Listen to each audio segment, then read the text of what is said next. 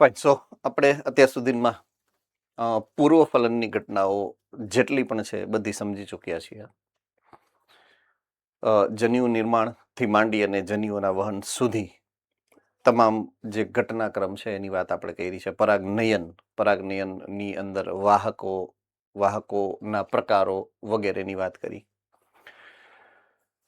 એ પછી આપણે ફલનના સંદર્ભે અમુક વિશેષતાઓની વાત કરી, ખાસ કરીને અંતઃફલન દબાણ અથવા તો અંતઃસંવર્ધન જેને આપણે નામ આપ્યું હતું, બરાબર છે. પછી બહિર્સંકરણની વાત કરી આપણે, બાહ્ય ફલન. તો એને અનુલક્ષીને ફરી પાછું આપણે સંકરણની વાતને પણ છેલ્લે ધ્યાનમાં લીધી. તો ઘણા બધા મુદ્દાઓ પછી પૂર્વ ફલન પૂરું કરી અને હવે આપણે ફલન સેકન્ડ નંબરના પોઈન્ટ ઉપર આપણે આવીએ છીએ. ઓકે, હવે વાત આપણે જ્યારે કરશું સપુષ્પી વનસ્પતિઓની,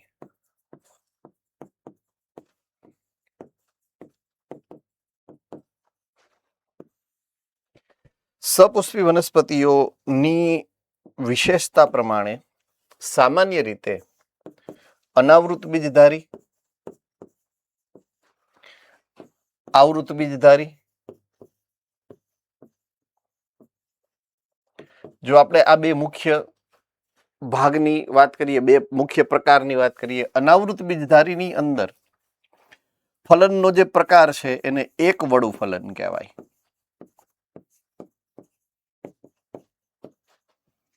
જ્યારે ખરેખર સપુષ્પી વનસ્પતિ અથવા તો આવૃત બીજધારી છે એમાં જે ફલન થાય છે એને બેવડું ફલન કહેવાય છે.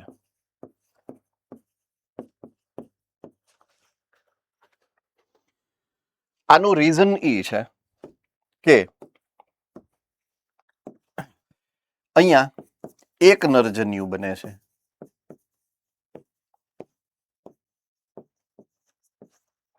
જ્યારે અહીંયા બે નરજન્યુનું નિર્માણ થાય છે.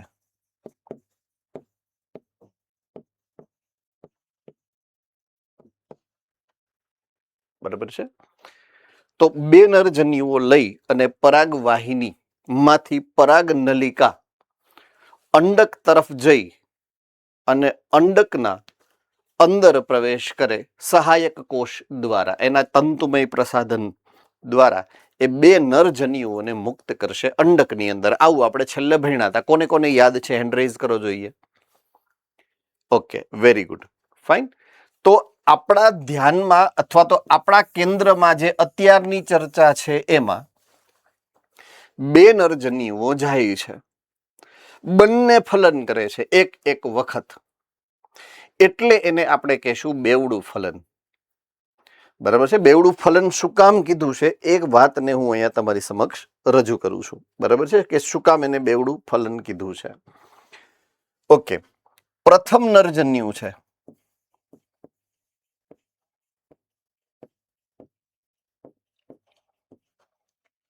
આ પ્રથમ નરજન્યુ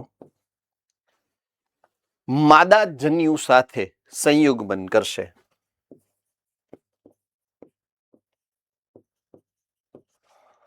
બરાબર છે. અને બીજા નંબરનો જે નરજન્યુ હશે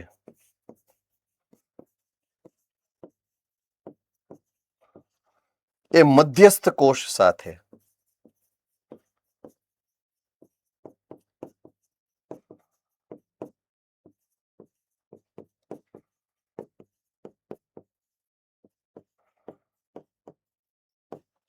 જોડાણ કરશે. રાઈટ. તો એક છે એ માદા જન્યુ સાથે અને એક છે એ મધ્યસ્થ કેન્દ્રસ્થ જે કોષ કેન્દ્ર હતું એની સાથે સંયુગ્મન કરશે. બરાબર છે. હવે ખાસ નોંધનીય બાબત જે છે એ હવે આપણે ધ્યાનમાં લઈએ કે અહીંયા જે પ્રથમ નરજન્યુ છે એ એકકીય હતું, બીજું નરજન્યુ એકકીય હતું, માદાજન્યુ એકકીય છે, પણ મધ્યસ્થ કોષ કેન્દ્ર છે ને એમાં N અને N2 છે, એટલે 2N છે. આમ જોવા જઈએ તો રેડી. તો આ બે જ્યારે એકબીજા સાથે સંયુગ્મન પામશે, બરાબર છે, તો જે કોષ બને છે એ કોષનું નામ શું પડે? નરજન્યુ અને માદાજન્યુ એ જ્યારે ફલન પ્રક્રિયા કરે, આ પ્રક્રિયાને હું નામ આપીશ ફલનની પ્રક્રિયા. શું નામ આપીશ? ફલન. તો ફલનની પ્રક્રિયાથી બને એ અંડકોષને આપણે કહીએ છીએ ફલિતાંડ. એટલે અહીંયા ફલિતાંડનું નિર્માણ થાય. જે કોષ બને છે ફલિતાંડ, જે 2n દ્વિકીય છે, n અને n 2n થયા. હવે સંયુગ્મિત થયા એટલે ઇન્ટુ 2 ડબલ થાય, બરાબર છે. કોષની અંદર ને અંદર બને ને તો એને n+n કહેવાય, પણ બહારથી આવીને સંયુગ્મિત થાય તો એને ગુણાકારમાં મૂકવો પડે 2n. અગાઉ પણ એક વખત કીધું હતું, આજે પાછું કહું છું, બરાબર છે. હવે આ નરજન્યુ જ્યારે મધ્યસ્થ કોષ કેન્દ્રના કોષના કોષ કેન્દ્ર સાથે સંયુગ્મન કરે એને ફલન ન કહેવાય, કારણ કે એ ફલિતાંડ નથી. અંડકોષ સાથે કરે તો જ ફલન કહેવાય, અંડકોષ તો છે નહીં, એટલે ફલનની પ્રક્રિયા કહેવાય નહીં. એટલે એના માટેનું જે નામ છે ને એ છે આ ત્રિકીય જોડાણ. ઈ સંયુગ્મન છે અને રિઝલ્ટિંગ એટલે કે એ જે પરિણામે બનતો કોષ હશે એ ત્રિકીય બનશે, બરાબર છે. તો જે કોષ બને છે એ કોષનું નામ છે પ્રાથમિક ભ્રૂણપોષ કોષ, આવું નામ છે કોષનું, જેની પ્લોઈડી 1, 2, 3 3n થશે, ત્રિકીય થશે, બરાબર છે. આ ખાસ યાદ રાખવાનું રહેશે, ત્રિકીય કોષ બને છે આ. હવે જ્યારે કોષના કોષ કેન્દ્રમાં પ્લોઈડી વધે, પોઈન્ટ ટુ બી નોટેડ, પ્લોઈડી વધે તો એનું કામ શું થઈ જાય? કોણ કહેશે? એટલામાં કોને યાદ છે? મેં અગાઉ પણ આ પ્લોઈડી જ્યારે વધે છે ત્યારે એનું કામ શું હોઈ શકે એની યાદી અપાવી હતી તમને. ભુજ સેન્ટર સૌથી પહેલા હાથ ઉપર થયો છે, ભુજ સેન્ટરમાંથી.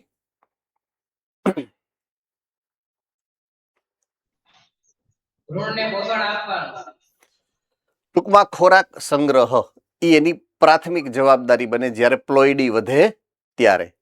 કોઈ પણ કોષમાં પ્લોઈડી વધે એટલે એ મોટા ભાગે ખોરાક સંગ્રહી બનશે. ઓન ધ કોન્ટરરી, ઊંધી રીતના બોલું તો જો મારે કોઈ કોષને પોષણ સંબંધિત રૂપાંતરણ માટે ખોરાક સંગ્રહી બનાવવો છે તો મારે એની પ્લોઈડીમાં વધારો કરવો પડે, એવો ફેરફાર કરવો પડે. I hope I am very clear. Thumbs up. Okay. So પ્રાથમિક ભ્રૂણપોષ કોષ બને, એનું કોષ કેન્દ્ર છે એને પ્રાઇમરી ભ્રૂણપોષ કોષ કેન્દ્ર કહેવાય, બરાબર છે. આને ટૂંકમાં આપણે કહેશું PEC. આને કહેવાય PEC, પ્રાઇમરી એન્ડોસ્પર્મિક સેલ. એનું જે કોષ કેન્દ્ર છે એને PEN કહેવાય, પ્રાઇમરી એન્ડોસ્પર્મિક ન્યુક્લિયસ, PEN. રેડી? તો આ બે પ્રકારના કોષો બને. બેવડા ફલનને પરિણામે તમે લખી શકો છો, આ શોર્ટ ફોર્મમાં મેં બધું તમને આપી દીધું છે, બરાબર છે. ફટાફટ લખી નાખો.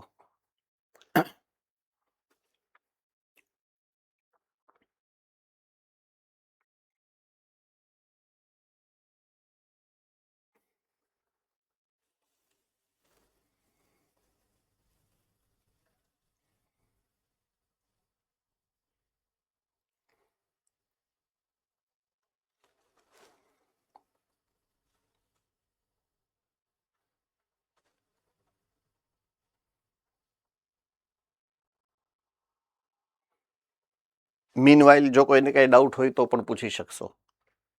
જો કોઈને કાંઈ ડાઉટ છે તો ડાઉટ તમે પૂછી શકશો.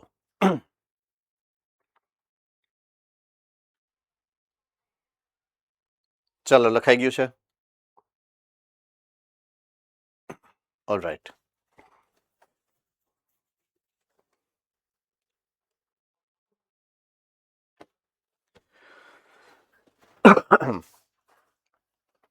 ઓકે, અહીંયા જે આકૃતિ છે તમારી બુકની અંદર જે છે એમાંથી કટ કોપી પેસ્ટ કરી એઝ ઇટ ઇઝ મેં અહીંયા ઉમેરી છે, બરાબર છે. જેમાં દર્શાવેલું છે પ્રથમ આકૃતિમાં કે અહીંયા નરજન્યુ પ્રવેશ કરવા માટેની તૈયારી કરે છે. આ બે નરજન્યુ હજી પરાગ નલિકાની અંદર છે, બરાબર છે. તંતુમય પ્રસાધન એને મદદ કરશે જેથી એ અંદરની બાજુ પ્રવેશે છે. હું આકૃતિ નંબર 2 માં આવું છું. આકૃતિ નંબર 2 ની અંદર એવું દર્શાવ્યું છે કે આ નળી ઓલરેડી અંદર પ્રવેશી ગઈ છે. બે નરજન્યુઓ મુક્ત થઈ ગયા છે અંદરની બાજુએ, એટલે કે અંડકમાં. પ્રથમ નરજન્યુ છે, પ્રથમ નરજન્યુ અહીંયા આ પહેલા નંબરનો નરજન્યુ છે, જો અહીંયા દેખાડેલો છે એ મળી ગયો હશે તમને. હેન્ડ કરો જોઈએ, મળી ગયો છે. પ્રથમ નરજન્યુ છે ને એ અહીંયા આ અંડકોષની સાથે, આ અંડકોષ છે એની સાથે સંયુગ્મિત થાય છે એવું અહીંયા દર્શાવેલું છે. આ જગ્યાએ મળી ગયું છે, જુઓ તો. Okay, good. એટલે મેં જે તમને હમણાં લખાયું ને એ અહીંયા આકૃતિમાં આપેલું છે કે પહેલા નંબરે જે સૌથી પહેલા પ્રવેશ છે જે નરજન્યુ એ માદાજન્યુ સાથે જોડાણ કરશે, એટલે કે અંડકોષની સાથે જોડાણ કરે અને પછી જે કોષ બનશે એને આપણે ફલિતાંડ કહેશું. હવે ઓલા દ્વિતીય જે ધ્રુવીય કોષ કેન્દ્રો હતા ને એ અહીંયા વચ્ચે છે. હવે બીજા નંબરનો નરજન્યુ એટલે કે અહીંયા છે, જો અહીંયા દર્શાવેલો છે, જુઓ તો મળી ગયો તમને બુકમાં. ઓકે, એ એની સાથે જોડાણ કરશે, એટલે આ ભાઈ અહીંયા જશે આની સાથે જોડાણ કરવા માટે.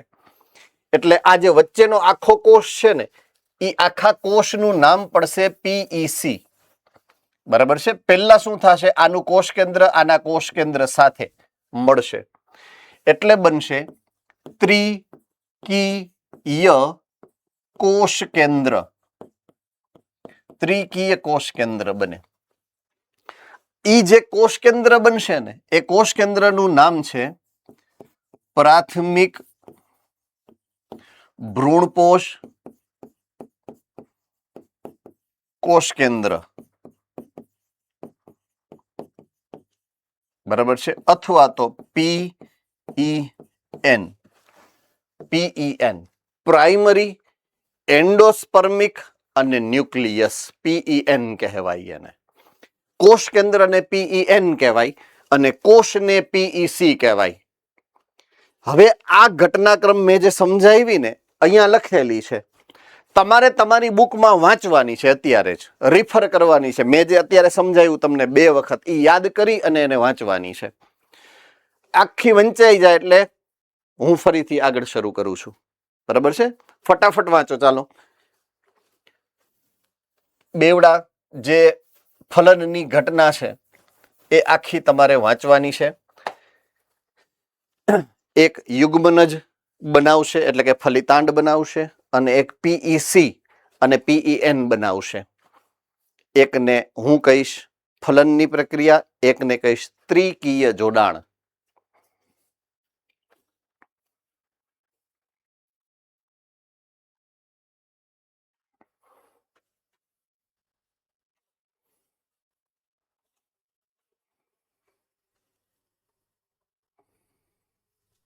Hello sir. બોલો બેટા. સર આમાં એમ કીધું છે કે એક પૂજન્યુ અંડકોષ તરફ આગળ વધે છે અને તેના કોષ કેન્દ્ર સાથે જોડાય છે, તેથી ફલન અને કાઉન્સમાં સંયુગ્મન ની ઘટના પૂર્ણ થાય છે. તો સર કોણ ફલન કે સંયુગ્મન? બે એક જ છે. સંયુગ્મનનો જ એક પ્રકાર છે ફલન. એટલે હું ફલન પણ કહી શકું અહીંયા અને સંયુગ્મન પણ કહી શકું, બરાબર છે. એટલે મૂળભૂત રીતે આને મુખ્યત્વે ફલન કહેવાય, પણ ફલન એ સંયુગ્મનનો એક પ્રકાર છે. એટલે અહીંયા પહેલા જે ઘટના બને એને હું સંયુગ્મન કહીશ. સંયુગ્મનમાં શું થશે તો કે અંડકોષ એ નરજન્યુ દ્વારા ફલિત થશે. આ ઘટનાને મેં સંયુગ્મન કીધું છે અહીંયા આ પર્ટિક્યુલર આ ઘટનાક્રમમાં. Okay sir.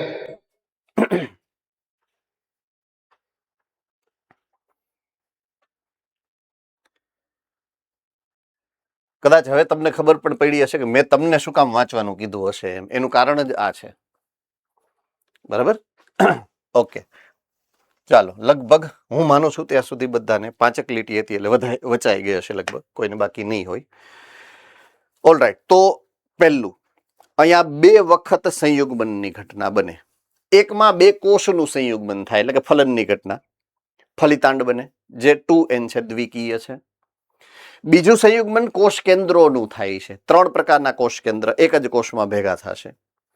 તો 3 કોષ કેન્દ્ર ભેગા થાય એટલે જે નવું કોષ કેન્દ્ર બને એ ત્રિકીય કોષ કેન્દ્ર બને, PEN, અને જે કોષમાં સંગ્રહાયેલું છે એને PEC એવું હું કહીશ. એટલે આટલી ઘટનાક્રમ કમ્પ્લીટલી સમજાઈ ગઈ હશે. જો એકેય પોઈન્ટ તમને નથી સમજાણો તો અત્યારે જ હેન્ડ રેઝ કરીને પૂછી લ્યો કે આ ઘટના મને આમાં નથી સમજાણી, આ શબ્દ કે આ વાક્ય, તો હું અત્યારે જ ક્લિયર કરી દઉં, પછી હું એક સ્ટેપ આગળ વધું છું.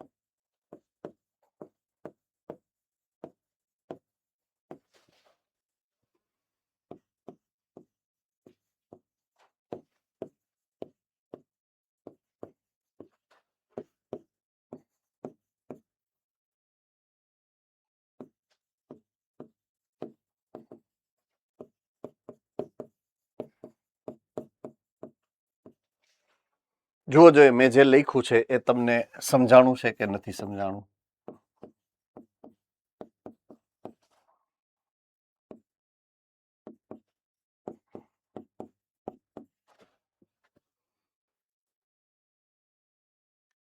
કમ્પ્લીટલી બધાને સમજાણું છે? મેં જે આખી હેરાર્કી એટલે કે આખી શૃંખલા લખી છે એ બધાને સમજાણી છે પરફેક્ટલી? બરાબર છે. હજી એક પોઈન્ટ ઉમેરી દઉં આમાં, આ એનિપ્લોઇડી, બરાબર છે, એટલે થોડુંક વધારે. હવે આની પ્લોઇડી હું ઉમેરું છું, અહીંયા 2n થાય અને આની 3n થઈ જાય, બરાબર છે, 3n થાય. હવે આમાંથી ભવિષ્યમાં ભ્રૂણ બને અને આમાંથી ભવિષ્યમાં ભ્રૂણપોષ બને, બરાબર છે. આ જે એક કોષ છે, આ બંને એક કોષીય રચના છે, બંને એક કોષીય સંરચનાઓ છે.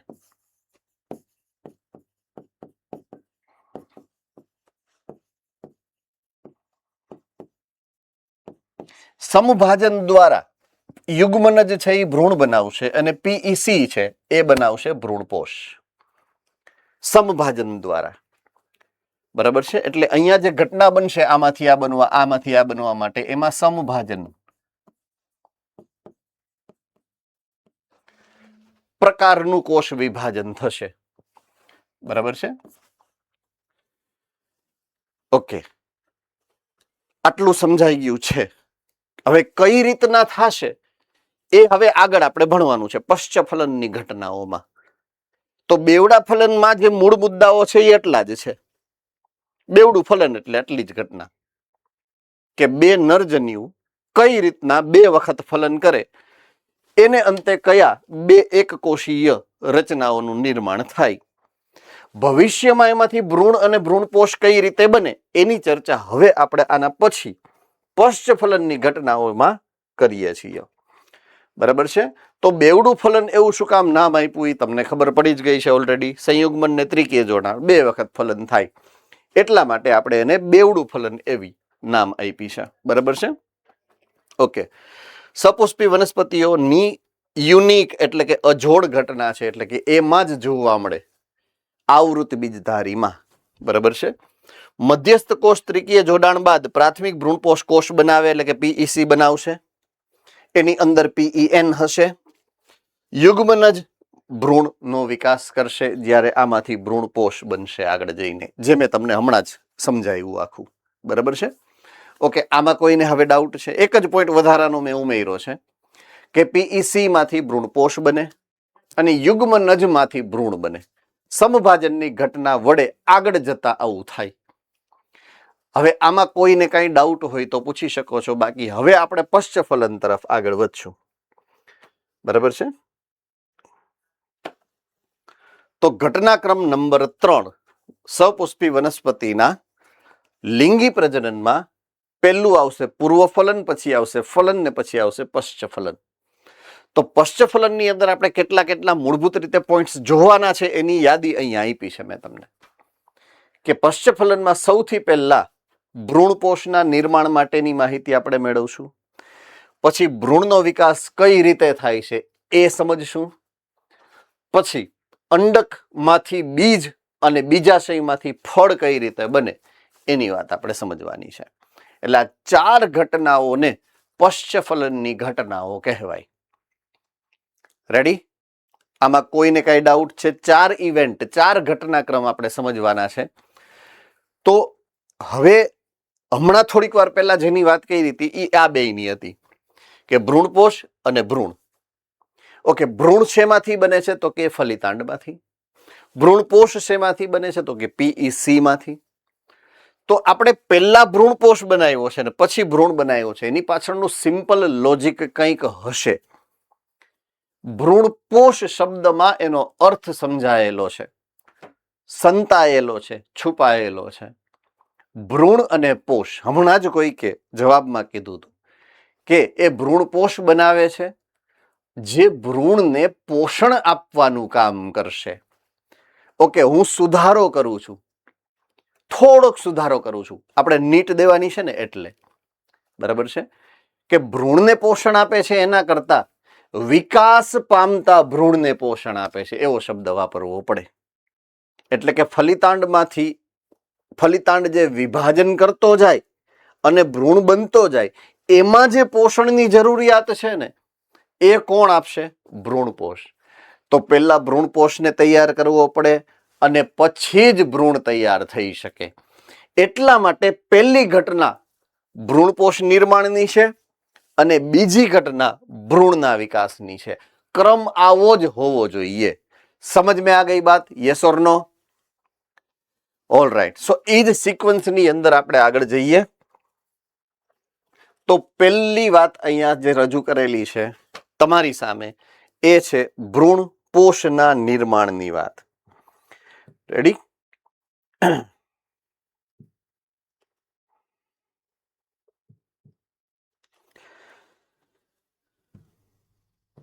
ઓકે. તો ભ્રૂણપોષ કોષ પીઈસી, આને તો તમે ઓળખો જ છો. હમણાં થોડીક વાર પહેલા ઓલા બેવડા ફલનમાં બીજા નંબરનો નરજન્યુ જે હતો એણે જે બનાવ્યો કોષ એ છે પ્રાથમિક ભ્રૂણપોષ કોષ પીઈસી. વારંવાર વિભાજન પામે.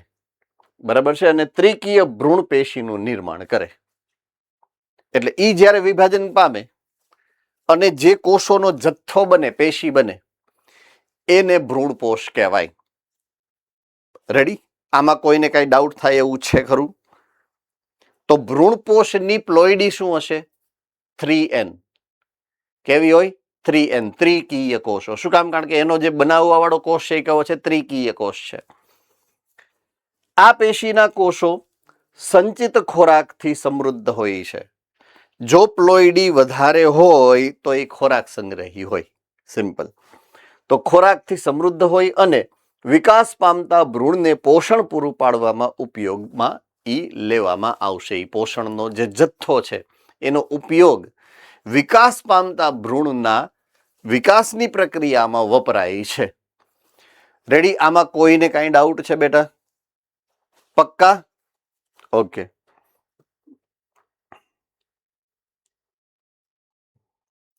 ચલો નેક્સ્ટ પોઈન્ટ ઓફ વ્યૂ ને ડિસ્કશનમાં લઈએ.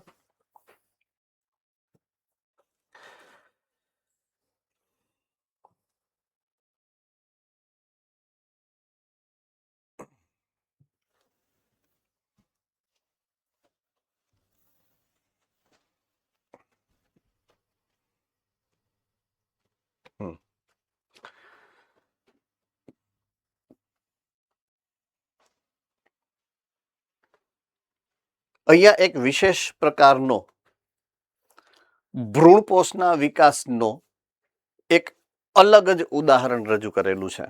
બરાબર છે? ઓકે. એનું નામ છે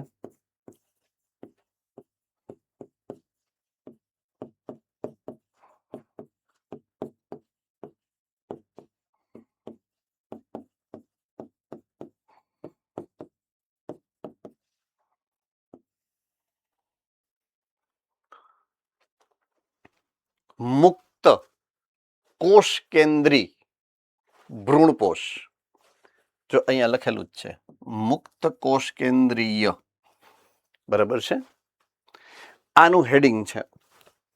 એક વિશેષ પ્રકારનો ભ્રૂણપોષના વિકાસનું ઉદાહરણ તમારી સામે મૂકેલું છે, જે તમારી ડેઇલી રૂટીન લાઈફમાં તમે જેને જોવો છો એ એટલે રજૂ કર્યું છે સ્પેશિયલી.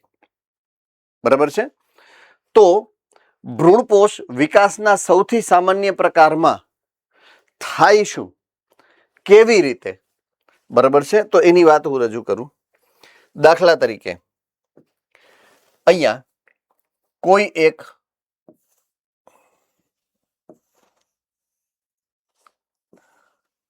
આ પીઈસી છે અને આ પીઈએન છે. ખબર તો પડી ગઈ પીઈસી અને પીઈએન શું કહેવાય? બરાબર છે? આ ઓલા ઉપર ઓલા 3 કોષ હતા એની મારે કામ નથી. આ નીચે 3 એનું કાંઈ કામ નથી. મારે પીઈસી અને પીઈએન નું કામ છે એટલે મેં ઈ રાખ્યા છે. અંડકમાં ઓલું જે હતું એની જે શું કહેવાય. તો આ સંરચનાની અંદર અહીંયા જે કોષ હવે છે પ્રાથમિક ભ્રૂણપોષ કોષ કહેવાય એને.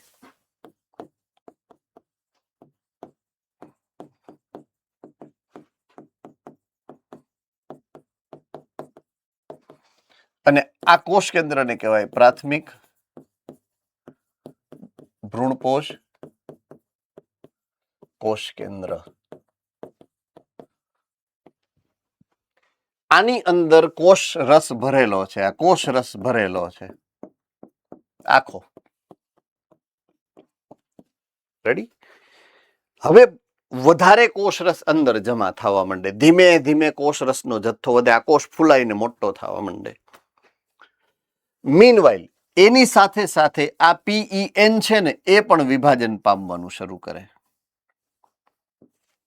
1 માંથી 2 થાય, 2 માંથી 4 થાય, 4 માંથી 8 થાય, 8 માંથી 10 થાય, 10 માંથી હજારો, કેટલાય ઢગલો એક આવા કોષ કેન્દ્રનો અંદર ઢગલો થવા માંડે. આ બધા એકકીય કોષ કેન્દ્રો છે. ઢગલો બનવા જ માંડે. એક ધારા, એક હામટા લાગમ જેમ ફાવે એમ કોષ કેન્દ્ર બનતા જાય. 1 માંથી 2 વિભાજન પામતા જાય, પામતા જાય, પામતા જાય. બંધ જ નથી થતા. તમને કંટાળો આવી ગયો જો તો ઘણાયને બગાસા આવવા માંડ્યા હે ને? તો આ બધાય કોષ કેન્દ્ર થઈ ગયા. પેલા અંદર પાણી હતું ને, પાણી અંદરનું એ એકદમ ચોખ્ખું ક્રિસ્ટલ ક્લિયર હતું. હવે આ પાણી હું ચેક કરું ને તો એક તો એનો જથ્થોય વધી ગયો છે, મોટું બધું થઈ ગયું છે, અને થોડુંક આછું દૂધિયા કલરનું થઈ જાય. લાઇટ વ્હાઇટિશ, આમ જેને કહેવાય ને બ્લુઇશ કલર જેવું થઈ જાય, એવું થઈ જાય. રેડી? દૂધિયું એટલે વ્હાઇટિશ હો, દૂધ, બ્લુઇશ નહીં. એકદમ લાઇટ કલરનો, સફેદ કલર, દૂધ જેવો, એટલે દૂધિયો એટલે દૂધ જેવો એ કલર. દૂધિયા એટલે વાદળી નહીં, ટૂંકમાં વાદળી નો સમજતા, હે ને? તો દૂધ જેવો આછો સફેદ રંગનું થઈ જાય આ પાણી. બરાબર છે? આટલું સમજાય છે, હે ને? ઓકે. હવે શું થાય ખબર છે? આ જે કોષ કેન્દ્રો છે ને, એ કોષ કેન્દ્રો બધા ધીમે ધીમે ધીમે ધીમે ધીમે પરિઘવર્તી ભાગમાં એકત્રિત થતા જાય.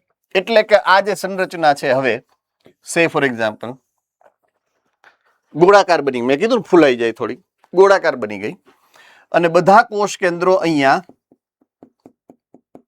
ધીમે ધીમે એક પછી એક સ્તરમાં, પહેલા એક સ્તર બને, પછી બીજું સ્તર બને, પછી ત્રીજું, એમ ગોઠવાતા જાય. આમ અસંખ્ય સ્તરો એના થાય. બરાબર છે? આ બધા કોષ કેન્દ્રો છે જે બનેલા હતા હમણાં થોડીક વાર પહેલા.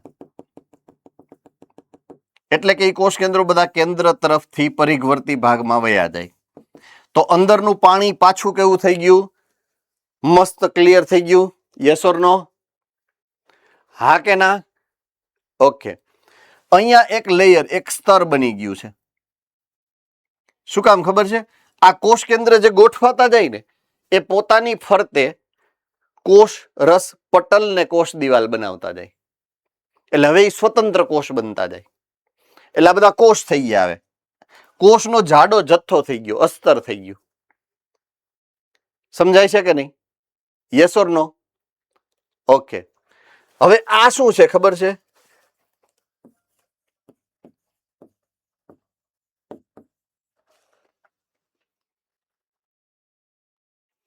તો આ શું હોય?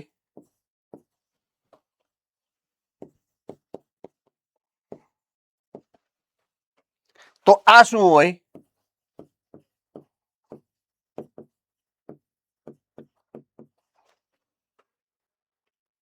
બધાય ઓળખો છો ને આને? તો તમે જે નાળિયેર પીઓ છો એ ભ્રૂણપોષ છે. નાળિયેરનું ટોપરું, શેષા, પ્રસાદ જે આપણે તરીકે લઈએ છીએ, ભગવાનને જે ધરાવીએ છીએ, ફળ, એ હકીકતમાં ભ્રૂણપોષ છે. શું છે? ભ્રૂણપોષ.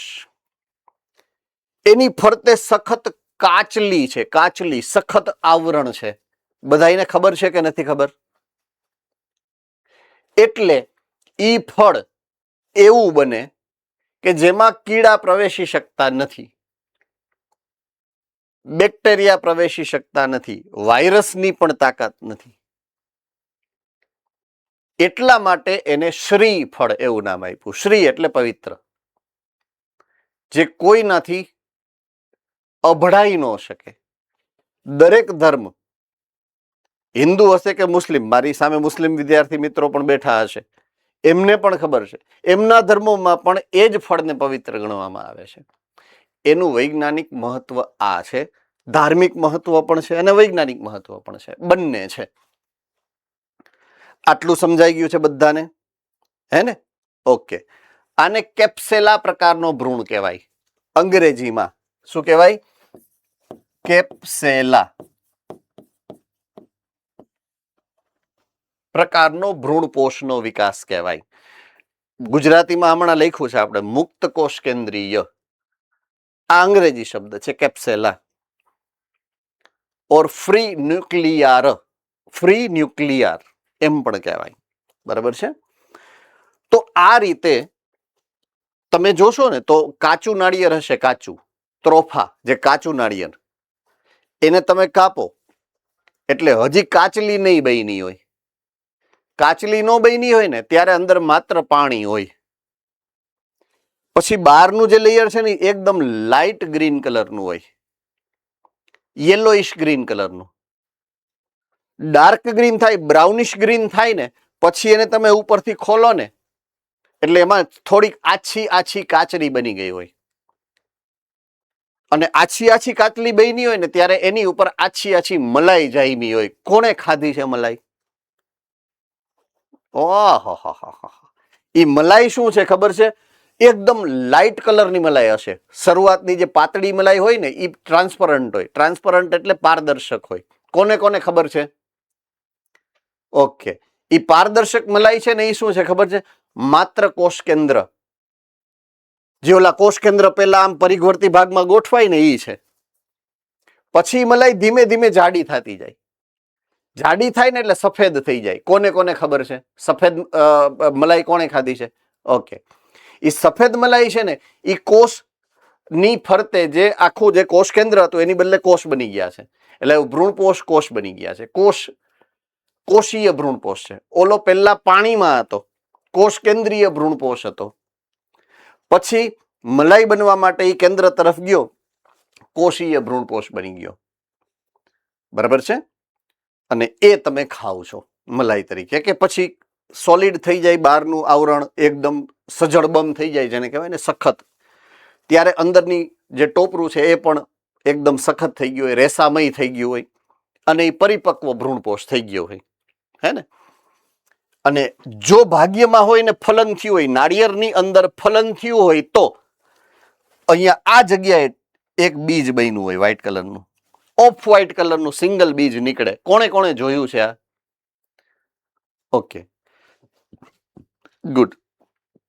તો આ બીજની ફરતે ભ્રૂણપોષ છે, જે તમે ટોપરા તરીકે કે નાળિયેરની પ્રસાદ સ્વરૂપે ખાવ છો. અહીંયા બીજ બન્યું છે. Yes sir. સર, તમે કીધું કે નાળિયેરની ફરતે એટલું સખત આવરણ આવે એટલે બેક્ટેરિયા ન આવી શકે, તો સર નાળિયેર બગડી શું કામ જાય? ઈ નાળિયેર બગડે ક્યારે ખબર છે? ઈ જ્યારે આ બીજ હોય ને, આ બીજ, જો આ બીજ જ્યારે બનતું હોય એ પછી તમે એમનેમ રાખશો ને, કાંઈ નહીં કરો ને, તો એની અંદરથી નાળિયેરની હોહરું ઓલું એક અહીંયાથી નીકળશે, આવું પીળા કલરનું મૂળ જેવું. કોઈ જોયું છે? Okay, all right. ઓકે, હવે નાળિયેરને છોડો ને, આખું છોલો ને તમે, એટલે ઓલા ત્રણ ઓલા હોય ત્રિકોણ, ઓલા ત્રણ ગોળ ગોળ ઓલા હોય. કોને કોને જોયા છે એ? ઓકે, એમાંથી એક છે ને એ બીજ છિદ્ર છે, સિંગલ એક છે ને એ બીજ છિદ્ર છે. બરાબર છે? એ બીજ છિદ્ર વચ્ચેનું હોય, ત્રણ માંથી જે વચ્ચેનું હોય ને બીજ છિદ્ર હોય, એમાંથી આ બહાર નીકળે. તો ક્યારેક એવું બને કે બીજ છિદ્ર હોય ને ત્યાં સડો થઈ શકે, એટલે જે સડો થશે ને એ બીજ છિદ્રમાંથી પ્રવેશશે. બરાબર છે? એ પરિપક્વ થયા પછી થાય, એટ ધી એન્ડ, છેલ્લે.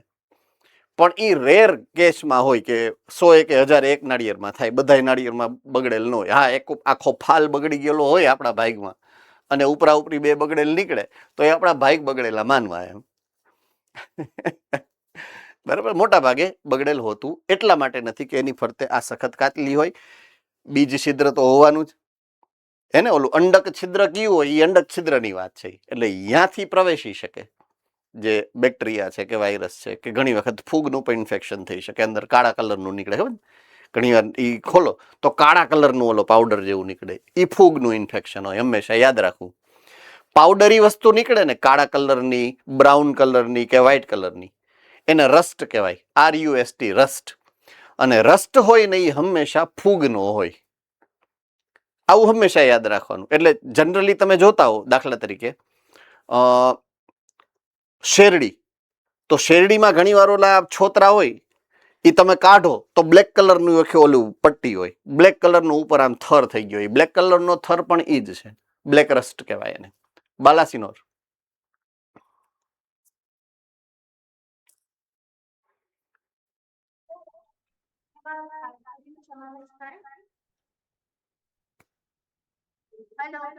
હા બોલો બેટા. ફરીથી કેપ્સેલામાં? Yes yes yes. હા, તાળીનું જે વૃક્ષ હોય એનો પણ એમાં જ સમાવેશ થશે. યસ. ઓકે, આઈ હોપ કે તમે બધા ક્લિયર છો મેં જે સમજાવ્યું છે એ પ્રમાણે.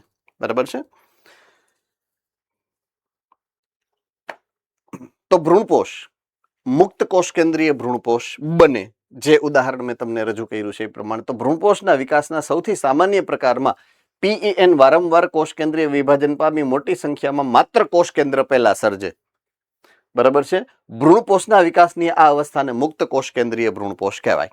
જે અંદરનું પાણી હતું, જે પેલા ટ્રાન્સપરન્ટ એટલે કે પારદર્શક હતું, પછી સેજ દૂધિયું થયું, ત્યારબાદ કોષ દિવાલનું નિર્માણ થાય. પછી શું થાય? આ કોષ કેન્દ્ર બધા ક્યાં વયા જાય? તો કે પરિઘવર્તી ભાગમાં. અને પછી કોષ દિવાલનું નિર્માણ કરી અને ભ્રૂણપોષ કોષીય બને. બરાબર છે. કોષીય સંરચના પહેલા અસંખ્ય મુક્ત કોષ કેન્દ્રોનું નિર્માણ પામેલા હોય છે. એટલે પહેલા કોષ ન બને, પહેલા કોષ કેન્દ્ર બને અને પછી કોષ બને.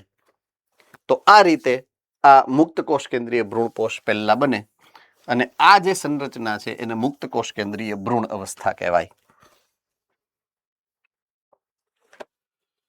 મેં તમને જે ઉદાહરણથી સમજાયું એક્ઝેક્ટલી એ જ અહીંયા આકૃતિમાં તમારી સામે રજૂ કર્યું છે. એટલે હવે તમને સ્પષ્ટ રીતે સમજાશે કે હું શું કહેવા માંગતો હતો. તો નાળિયેરને ખોલો છો તમે, એમાંથી બે વસ્તુ નીકળે, એક મલાઈ છે, એક નાળિયેર પાણી છે. નાળિયેર પાણી તમે જોશો, જો આ દૂધિયા કલરનું છે, બરાબર છે. તો નાળિયેરમાંનું પાણી એટલે કે નાળિયેર પાણીથી તમે પરિચિત છો, બીજું કશું જ નથી પરંતુ મુક્ત કોષ કેન્દ્રીય ભ્રૂણપોષ છે. એટલે કે કોષ રસ છે. તમે જે પાણી પીઓ છો એ હકીકતમાં કોષ રસ છે. કોનો કોષ રસ છે? PEC નો, પ્રાથમિક એન્ડોસ્પર્મિક સેલ, પ્રાથમિક ભ્રૂણપોષ કોષનો કોષ રસ છે. નાળિયેરની વચ્ચેનો જે આખો ખાલી ભાગ છે ને એ PEC નો ભાગ છે. કોષની ગુહા છે, એ કોષની વચ્ચેનો અવકાશ છે. ઓકે. જે હજારોની સંખ્યામાં કોષ કેન્દ્રથી બનેલું હોય તેની ફરતે આવેલ સફેદ ગર એટલે કે માવો કોષીય ભ્રૂણપોષ છે, જે આ છે મલાઈ અથવા તો ટોપરું જે તમે કયો એ. રેડી? ઓકે. ભ્રૂણનો વિકાસ અંડક છિદ્ર તરફ રહેલા દ્વિકીય યુગ્મનજમાંથી થાય. એટલે આપણે હવે આવ્યા પોઈન્ટ નંબર 2 માં, ભ્રૂણ વિકાસમાંથી. પહેલા ભ્રૂણપોષને સમજ્યા છીએ આપણે, હવે આપણે વાત કરીએ છીએ છે ભ્રૂણ વિકાસની. બરાબર છે. તો ભ્રૂણ વિકાસની જ્યારે વાત આવશે ત્યારે ભ્રૂણનો વિકાસ હંમેશા યુગ્મનજમાંથી થાય, એ આપણે જાણીએ છીએ પહેલેથી, આજથી નહીં.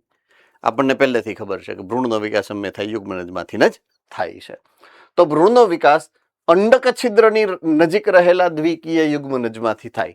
હવે શું કામ અંડક છિદ્રની નજીક રહેલા એવો શબ્દ વાપરેલો છે અહીંયા? શું કામ?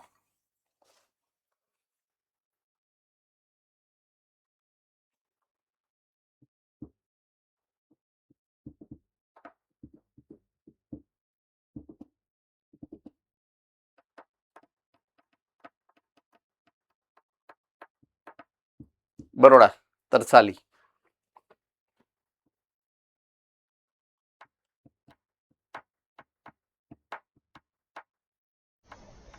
સર, જે સહાયક કોષો પાસે જે આપણી પાસે જે અંડક હોય છે તેમાં નરજન્યુ જોડાય છે, જે પરિણામ કરે છે અંડક છિદ્ર પાસે હોય છે, કારણ કે અંડક છિદ્રમાંથી જ પરાગનલિકા આવે છે નરજન્યુ લઈને. તેથી એવું લખ્યું છે કે અંડક છિદ્ર રહેલા દ્વિકીય યુગ્મનજ.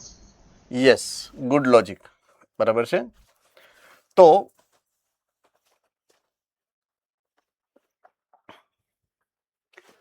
મૂળભૂત રીતે જ્યારે હું અંડકની વાત કરીશ, અંડકની અંદર જે છેડો અંડક છિદ્રનો છેડો છે,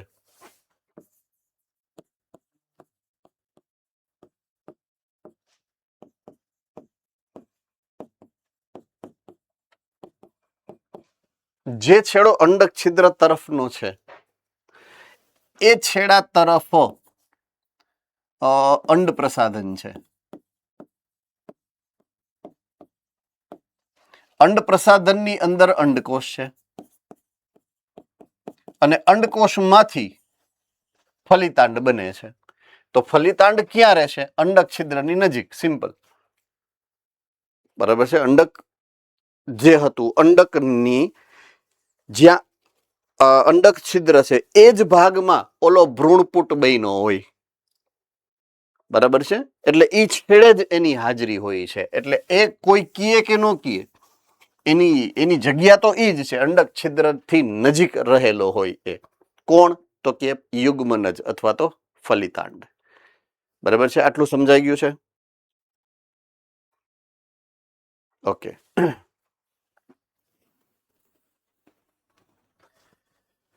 પોઈન્ટ નંબર 2, મોટે ભાગે આવશ્યક જથ્થામાં ભ્રૂણપોષનું નિર્માણ થઈ જાય ત્યાર પછી જ યુગ્મનજનું વિભાજન શરૂ થાય.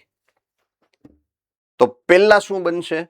ભ્રૂણપોષ, અને પછી જ યુગ્મનજ ભ્રૂણ બનાવવાની શરૂઆત કરશે. મેં તમને ઓલરેડી પહેલા કીધું હતું, અને પહેલા આપણે ભ્રૂણપોષના જ વિકાસની વાત સમજ્યા છીએ, પછી જ આપણે યુગ્મનજમાંથી ભ્રૂણ બનવાની વાતની શરૂઆત કરી છે. તો અહીંયા મોટે ભાગે આવશ્યક જથ્થામાં ભ્રૂણપોષનું નિર્માણ થાય ત્યારબાદ જ યુગ્મનજનું નિર્માણ થાય, અને વિકાસ પામતા ભ્રૂણને પોષણ પૂરું પાડવા માટેનું આ એક અનુકૂલનનું માધ્યમ છે. બીજમાં વિવિધતા જોવા મળે છે. પોઈન્ટ સમજવાનો, બરાબર છે. આપણે અત્યારે જેને કહેવાય ને સમજતા જ્યાં પહોંચ્યા છીએ એ મકામ એવો છે કે ભ્રૂણનો વિકાસ થાય એ પહેલા ભ્રૂણપોષનું નિર્માણ થાય. ભ્રૂણપોષનું નિર્માણ ઘણું બધું મોટા જથ્થામાં થયું હોય, બરાબર છે. તો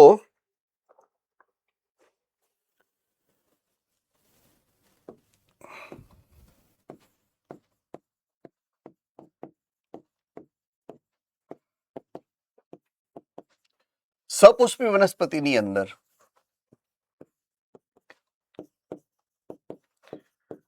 ભ્રૂણપોષ પહેલા બને,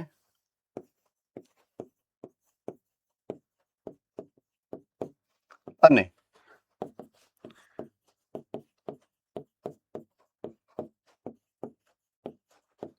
ભ્રૂણ પછી બને. એટલે પહેલા જે ઘટના બને છે એ ભ્રૂણપોષના નિર્માણની, અને એના પછીના ઘટનાક્રમમાં ભ્રૂણનું નિર્માણ થાય.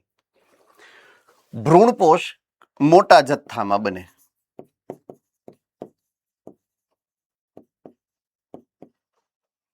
મોટા જથ્થામાં બને, એનાથી શક્ય હોય ને એટલું વધારે બનાવે. હવે પોઈન્ટ ટુ બી નોટેડ, હવે હું જ્યારે વાત કરીશ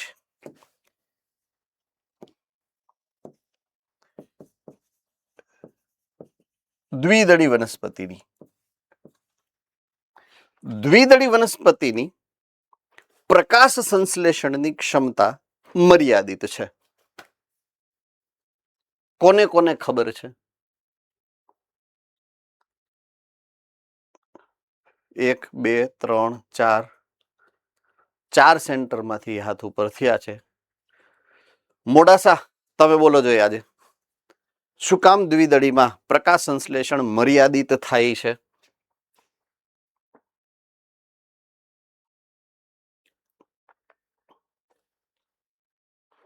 કારણ દ્વિદળીમાં પ્રકાશ સંશ્લેષણ મર્યાદિત થાય એની પાછળનું વૈજ્ઞાનિક કારણ શું છે? મોડાસા સેન્ટરમાંથી કોઈ બી વ્યક્તિ બોલી શકે છે. ખબર છે કે નથી ખબર?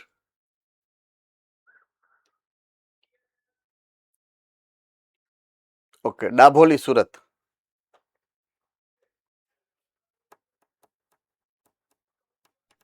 કારણ કે સર દ્વિદળી વનસ્પતિ છે એની પાસે પર્ણ હોતા નથી, એની પર્ણ જેવી ખાલી રચના ધરાવે છે એટલે.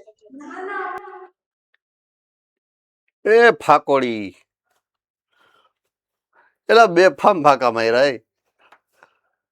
દ્વિદળી પર્ણની લાક્ષણિક દ્વિદળી પર્ણની આકૃતિ તમે સમજી ગયા, તોય દ્વિદળીમાં પર્ણ ન હોય. કોણે તમને બોટની ભણાવ્યું છે? કોણ છે ઈ? ગળું દાબી દો એનું ગળું. હાલો ભાઈ, ગુરુકુલ વાળા રાજકોટ. સોરી હો, મજાક કરતો હતો, ખોટું નહીં લગાડતા. હા બોલ બેટા. એમાં C3 ચક્ર થતું હોય જ્યારે એકદળી વનસ્પતિ હોય તેમાં પ્રકાશ શ્વસનની માત્રા પણ ન હોય, તેથી દ્વિદળીમાં એકદળીની સાપેક્ષે ઓછું થાય. યસ, તો દ્વિદળીની અંદર પ્રકાશ શ્વસન થાય છે. પ્રકાશ શ્વસનમાં ઘટનાક્રમ એવો બને કે કોમ્પિટિશન થાય છે કાર્બન ડાયોક્સાઇડ અને ઓક્સિજનની વચ્ચે, રૂબિસ્કોની. એટલે બે શક્યતા હોય. રૂબિસ્કો નો અમુક જથ્થો એવો છે કે જે ઓક્સિજન સાથે સંયોજાઈ જાય 50%. એટલે પ્રોબ્લેમ એવો થાય કે જેટલા પ્રમાણમાં કાર્બન ડાયોક્સાઇડનું સ્થાપન થવું જોઈએ ને એટલા પ્રમાણમાં ન થાય, એટલે એની ક્ષમતા ઘટી જાય છે. બરાબર, એટલે દ્વિદળીમાં મર્યાદિત જથ્થામાં, હવે એની સામે એક દળીમાં તો બેફામ પ્રકાશ સંશ્લેષણ થાય, એમાં ખૂબ જ વધુ માત્રામાં એ ભ્રૂણપોષ બનાવી શકે. હવે અહીંયા આ મર્યાદિત છે ને, એને કારણે બધો જથ્થો વપરાઈ જાય, બધો જ જથ્થો વપરાઈ જાય. શેમાં વપરાઈ જાય? ભ્રૂણ બનાવવામાં. શેમાં વપરાઈ જાય? ભ્રૂણ બનાવવામાં. શેનું? ભ્રૂણપોષનો તમામ જથ્થો, કારણ કે મર્યાદિત બન્યો છે, જેટલો બન્યો એટલો જરૂરી હતો એટલે વપરાઈ ગયો. એટલે ભ્રૂણપોષ વધતો નથી એમાં દ્વિદળીમાં, એટલે એને અભ્રૂણપોષી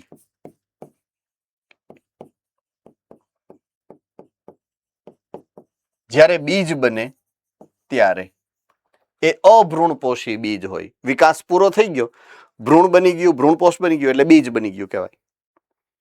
બરાબર છે? તો બીજ જ્યારે બને ત્યારે ભ્રૂણપોષ તો વપરાઈ ગયો હોય બધો. જો ભ્રૂણપોષ નથી તો એને અભ્રૂણપોષી બીજ કહેવાય. આવો શબ્દ આવ્યો તો કોને યાદ છે ચેપ્ટર નંબર 5 હે ને? તો આજે એની સ્પષ્ટતા કરું છું ડિટેલમાં. અહીંયા ખૂબ જ વધુ જથ્થો છે એટલે અમુક જથ્થો વપરાય,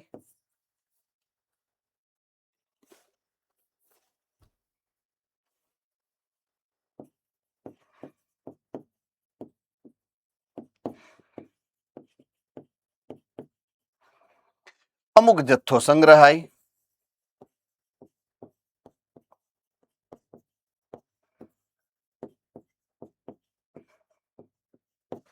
બાકી રહી જાય એમાં હજી ભ્રૂણપોષ છે, અને જે બીજ બને એને ભ્રૂણપોષી બીજ કહેવાય.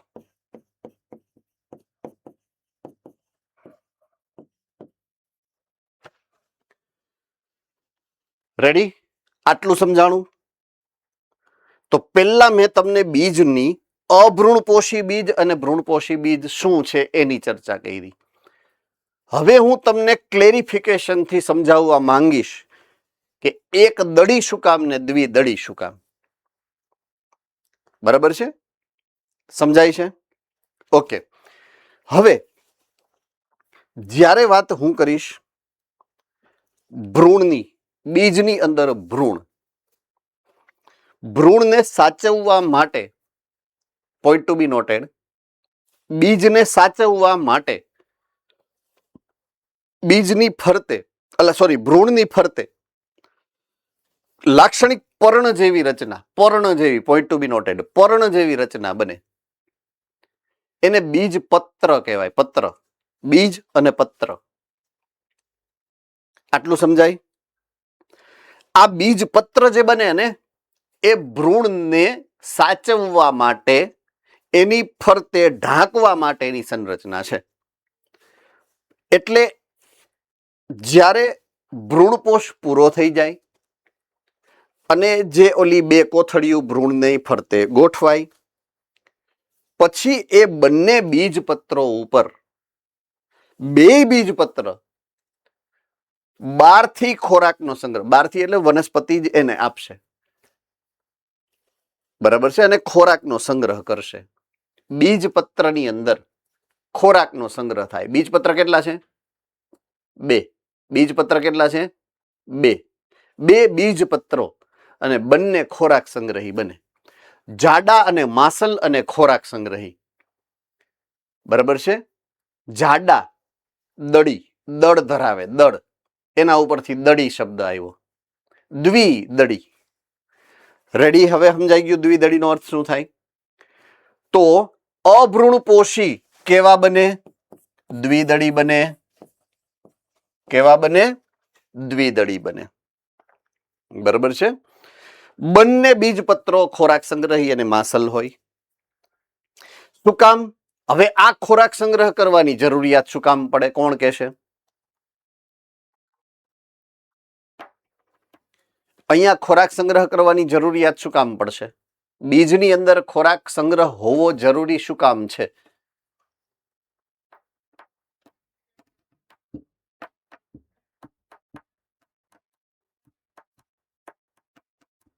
ગુરુકુલ રાજકોટ. હાલો, હમ જ્યાં લગી બીજનું અંકુરણ ન થાય ત્યાં લગી તેને પોષણ આપવા માટે. ગુડ. બીજ છે તમે જમીનની અંદર નાખો છો, એની ઉપર માટી હોય છે, એમાં તમે પાણી રેડો, પેલા મૂળ બને, પછી પ્રરોહ તંત્રમાં અંકુરણ થાય, આમ બહારની બાજુએ નાનકડું એવું પાંદડું બને, પછી પર્ણ બને, પર્ણ થોડુંક મોટું થાય, પછી પ્રકાશ સંશ્લેષણ કરવાની શરૂઆત કરે, પછી પોતે પોતાનો ખોરાક જાતે બનાવે. પણ એ પહેલાનો જે વિકાસ છે, બીજના અંકુરણનો આખો વિકાસ કરવા માટે એને પોષણની જરૂરિયાત પડે. એ પોષણ માટેનો સંગ્રહિત જથ્થો બીજપત્રમાં હોય. ક્યાં હોય? બીજપત્રમાં. બંને બીજપત્રમાં. શેમાં? દ્વિદળીમાં. અબ સમજ में आ रही है बात? ઓકે.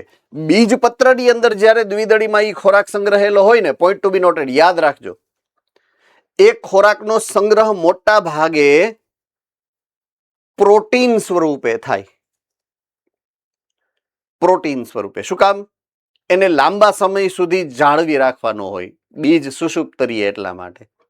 કાર્બોદિત હોય તો હળી જાય. સમજ में आ रही है बात?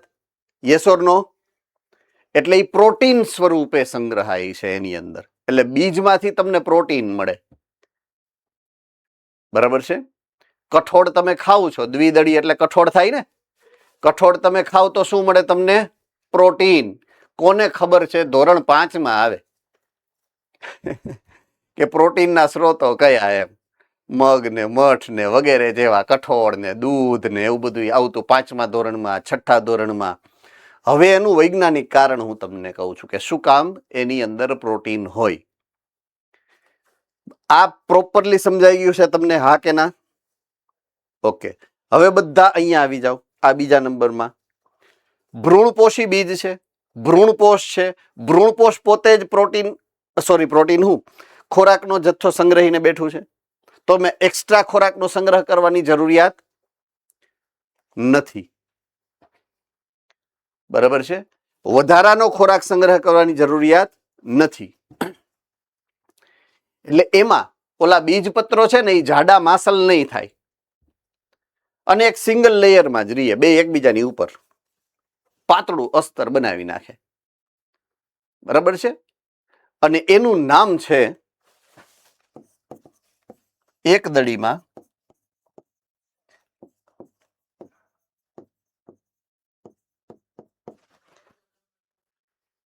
કોઈને યાદ હોય તો વરુથિકા એવું નામ હતું. બરાબર છે? વરુથિકા બનાવે. નોટ ડાઉન કરી લેજો, યાદ રાખી લેજો. ફરીથી ચેપ્ટર નંબર 5 ખોલી અને જોજો એટલે વરુથિકા શબ્દ મળી જશે તમને. એટલે અહીંયા બીજપત્ર એક પાતળું આવરણ બનાવી, ઢાલ જેવું બનાવી નાખે. ભ્રૂણની ઉપર ઢાલ જેવું સખત આવરણ બનાવી નાખે, જેનું નામ છે વરુથિકા બનાવે. ખોરાક સંગ્રહી નથી. ખોરાક તો ભ્રૂણપોષ સ્વરૂપે જ છે એનો. તો ભ્રૂણપોષ છે ને, ભ્રૂણપોષ એ પછી આ ભ્રૂણપોષ, એ ભ્રૂણપોષનો જે ખોરાક સંગ્રહ છે એ સ્ટાર્ચ સ્વરૂપે હોય હંમેશા. હવે અહીંયા તો સ્ટાર્ચ બધો વપરાઈ ગયો. દ્વિદળીમાં ખોરાકનો જથ્થો જે છે એનો સંગ્રહ કયો છે? પ્રોટીન. પણ એક દળી બીજમાં તો ભ્રૂણપોષ જ હોય. ભ્રૂણપોષ શું છે? સ્ટાર્ચ. એટલે કોઈ પણ અનાજ તમે લેશો ને, અનાજ, એમાંથી તમને સ્ટાર્ચ મળે, ગ્લુકોઝ મળે, એટલે કે કાર્બોદિતનો જથ્થો મળે. રોટલી ખાવ એટલે તમને કાર્બોદિત મળે, ઉર્જા મળે. ભાત ખાવ એટલે તમને કાર્બોદિત મળે, ઉર્જા મળે, ગ્લુકોઝ મળે, શર્કરા મળે. બરાબર છે? એટલે અનાજ છે એ શર્કરા તમને આપે છે. સોરી, અનાજ નહીં, હા અનાજ. અને કઠોળ છે એ તમને પ્રોટીન આપે છે ખોરાકમાં. તમે જેને ખાવ એટલે એક દળી ખાવ તો તમને સ્ટાર્ચ મળે, દ્વિદળીના બીજ ખાવ તો તમને પ્રોટીન મળે. બરાબર છે? આ થોડીક સામાન્ય માહિતી હતી જે મારે શેર કરવી પડે એવી હતી એટલે શેર કરી છે. નીટના વિદ્યાર્થીઓને આટલી પ્રાથમિક માહિતી તો ખબર હોવી જ જોઈએ અકોર્ડિંગ ટુ મી. એટલે મેં તમારી સાથે બધી જ સ્ટોરીને શેર કરી આખા ફ્લો ચાર્ટ સ્વરૂપે. રેડી? એટલે અહીંયા ખોરાક પ્રોટીન સ્વરૂપે સંગ્રહાય,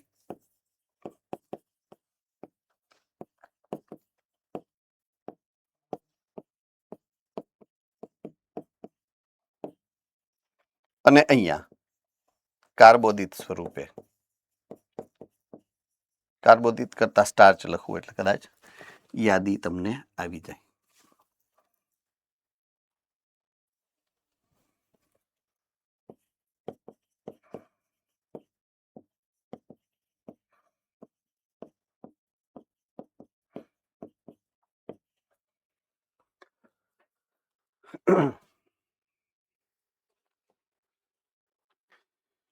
ચલો, તો મેં તો તમને આખી હવે બીજ સુધી પહોંચાડી દીધું.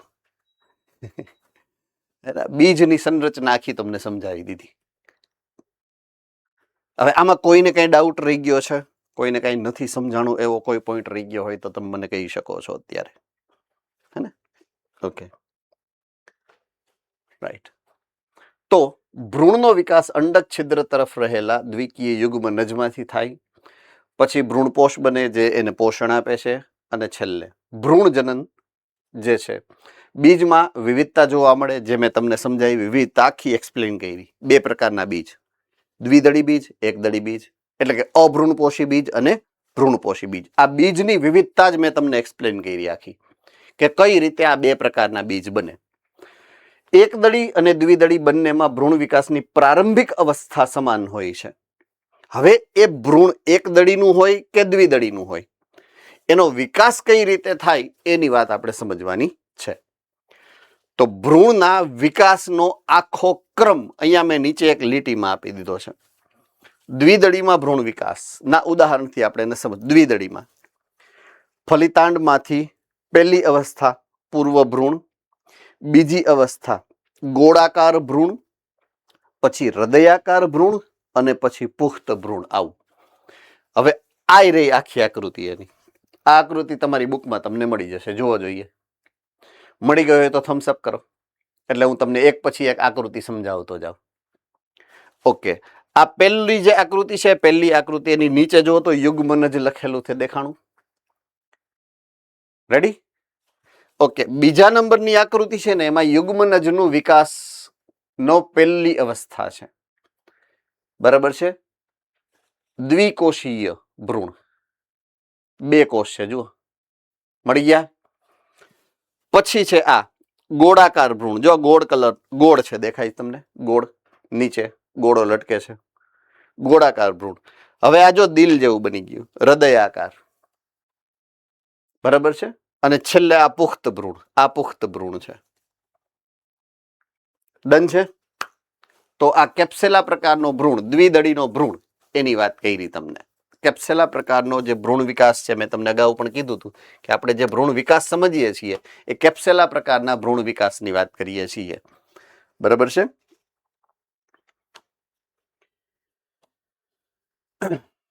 ઓલરાઈટ. તો દ્વિદળીમાં જે ભ્રૂણ જનન છે એની આપણે વાત કરીએ તો આ દ્વિદળીનું છે અને આ એકદળીનું છે, બરાબર છે? આ એકદળીનું છે, આ દ્વિદળીનું. આ આકૃતિ પણ તમારી બુકમાં હશે જ. ઓકે, લાક્ષણિક દ્વિદળી ભ્રૂણ ભ્રૂણધરી અને બે બીજપત્ર ધરાવતો હોય છે, બરાબર છે?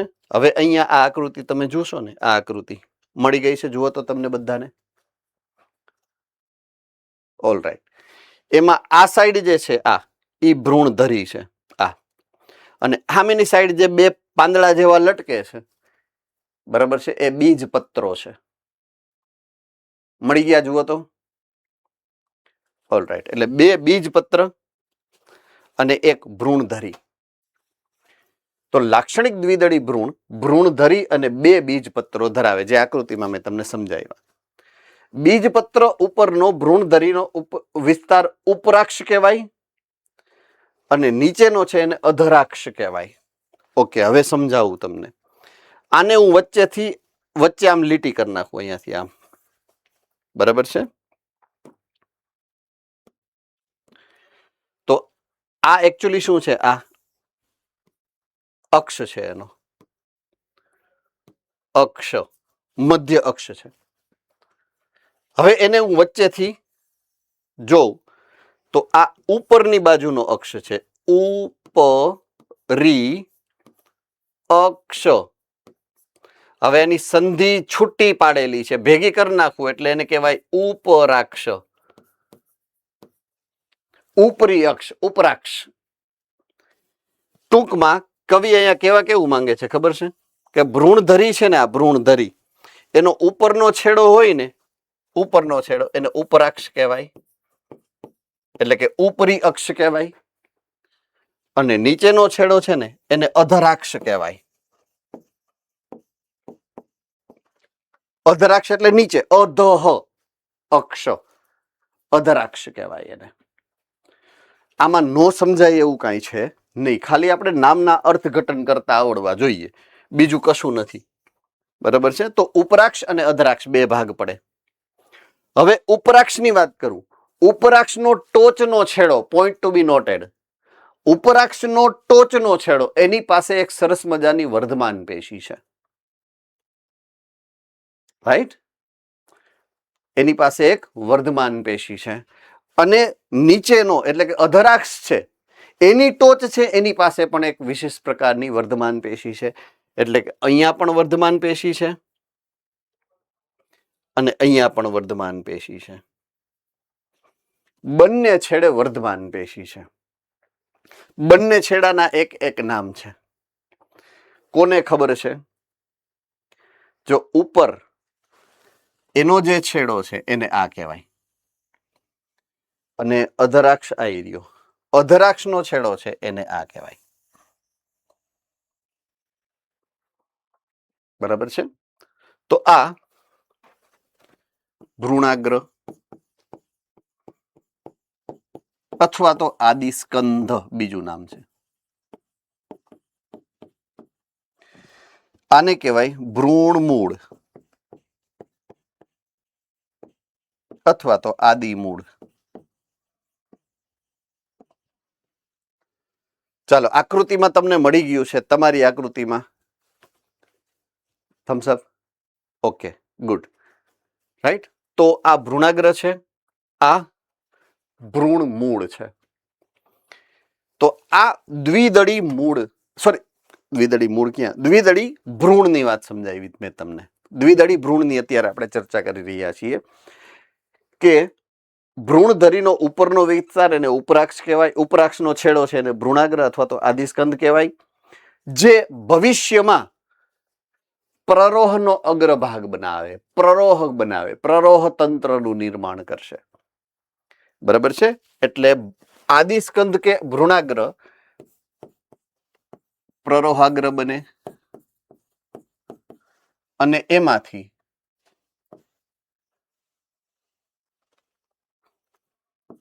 પ્રરોહ તંત્ર બનશે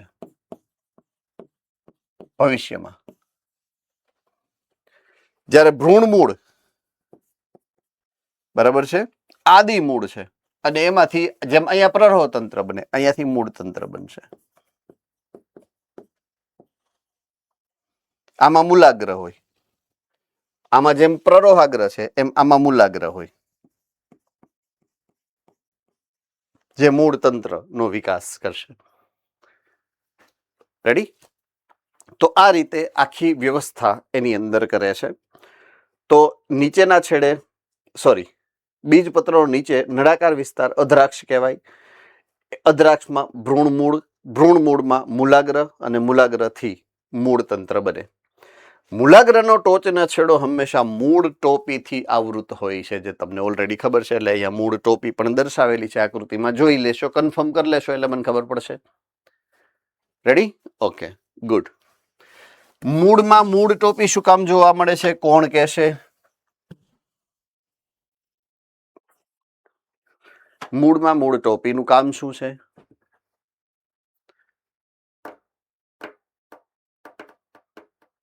હેન્ડ રેઇઝ, જો કોઈને ખબર હોય.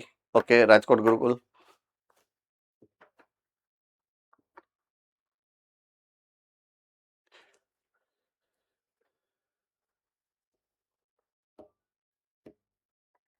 વર્ધમાન પેશીના રક્ષણ માટે. ઓકે, ઈડર એજ. ઓકે, તો જ્યારે આગળ મૂળ તંત્ર બનાવવાનું છે, મૂળ તંત્રને જમીનની અંદર ઘૂસવાનું છે, જમીનની અંદર માટીના કણોની વચ્ચે ઘૂસવાનું છે, માટીના કણોમાં ઘર્ષણ થાય તો નાજુક મૂલાગ્રની અંદર રહેલ વર્ધમાન પેશીના કોષોને નુકસાન પહોંચે. આ નુકસાન ન પહોંચે એટલા માટે મૂળ ટોપી નામનું એક રક્ષણાત્મક આવરણ એની ઉપર હોય છે. તો મૂળ ટોપીનું કામ છે જમીનની અંદર ઘૂસવામાં જે ઘર્ષણ લાગે છે એ ઘર્ષણથી મૂલાગ્રનો એટલે કે અગ્ર ટોચનો જે ભાગ છે એને નુકસાનથી બચાવવાનું. રેડી? ઓકે, આમાં કોઈને કાંઈ પણ પ્રોબ્લેમ હોય તો તમે મને પૂછી શકો છો. મેં તમને દ્વિદળી ભ્રૂણની વાત સમજાવી છે અત્યારે.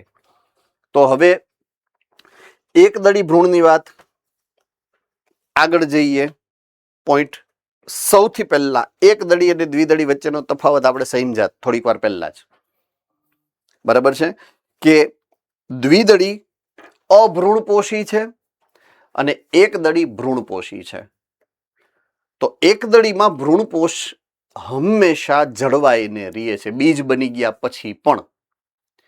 એને કારણે એક ફાયદો એ થાય કે એને બીજપત્રની અંદર ખોરાક સંગ્રહ કરવાની જરૂરિયાત હોતી નથી. બીજપત્રમાં જો એને ખોરાક સંગ્રહ કરવાની જરૂરિયાત નથી હોતી એટલે સૌથી મોટામાં મોટી જરૂરિયાત એની પૂરી થઈ ગઈ. એટલે હવે બીજપત્ર એક સળંગ રક્ષણાત્મક આવરણ તરીકે એમાં જોવા મળશે જેનું નામ છે વરુથિકા. એવું મેં શબ્દ લખાયો હતો તમને. કોને યાદ છે આ શબ્દ વરુથિકા? Okay, good. તો વરુથિકા એમાં છે, ભ્રૂણધરી છે, સેમ ટુ સેમ જે સંરચના છે કે ભ્રૂણ અક્ષ છે, ઉપરાક્ષ અધરાક્ષ, ઉપરાક્ષની ટોચ, ઉપરાક્ષની ટોચ એને શું કહેવાય?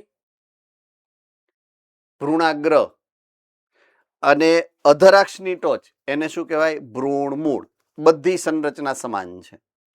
રાઈટ? તો અહીંયા આ જે આકૃતિ છે તમારી સામે એ છે એકદળીના ભ્રૂણની. એકદળીના ભ્રૂણમાં હવે હું તમને સમજાવતો જાઉં એ પ્રમાણે આ ભ્રૂણધરી છે. આ જે છે ને એ ભ્રૂણધરી છે. સેજ આમ ક્રોસમાં ગોઠવાયેલો હોય ભ્રૂણની અંદર. બરાબર છે? આમાં મકાઈ કોણે ખાધી છે? મકાઈનો દાણો તમારા હાથમાં આવે બાફેલો હોય અને સેજ તમે આમ જોરથી પ્રેસ કરો એટલે એમાં આછા પીળા રંગનો એક નાનકડો એવો આમ ત્રિકોણ જેવો ભાગ બહાર નીકળે. ખબર છે? કોને કોને ખબર છે? ઈ આ છે. આ છે ઈ એનું ભ્રૂણ છે. રેડી?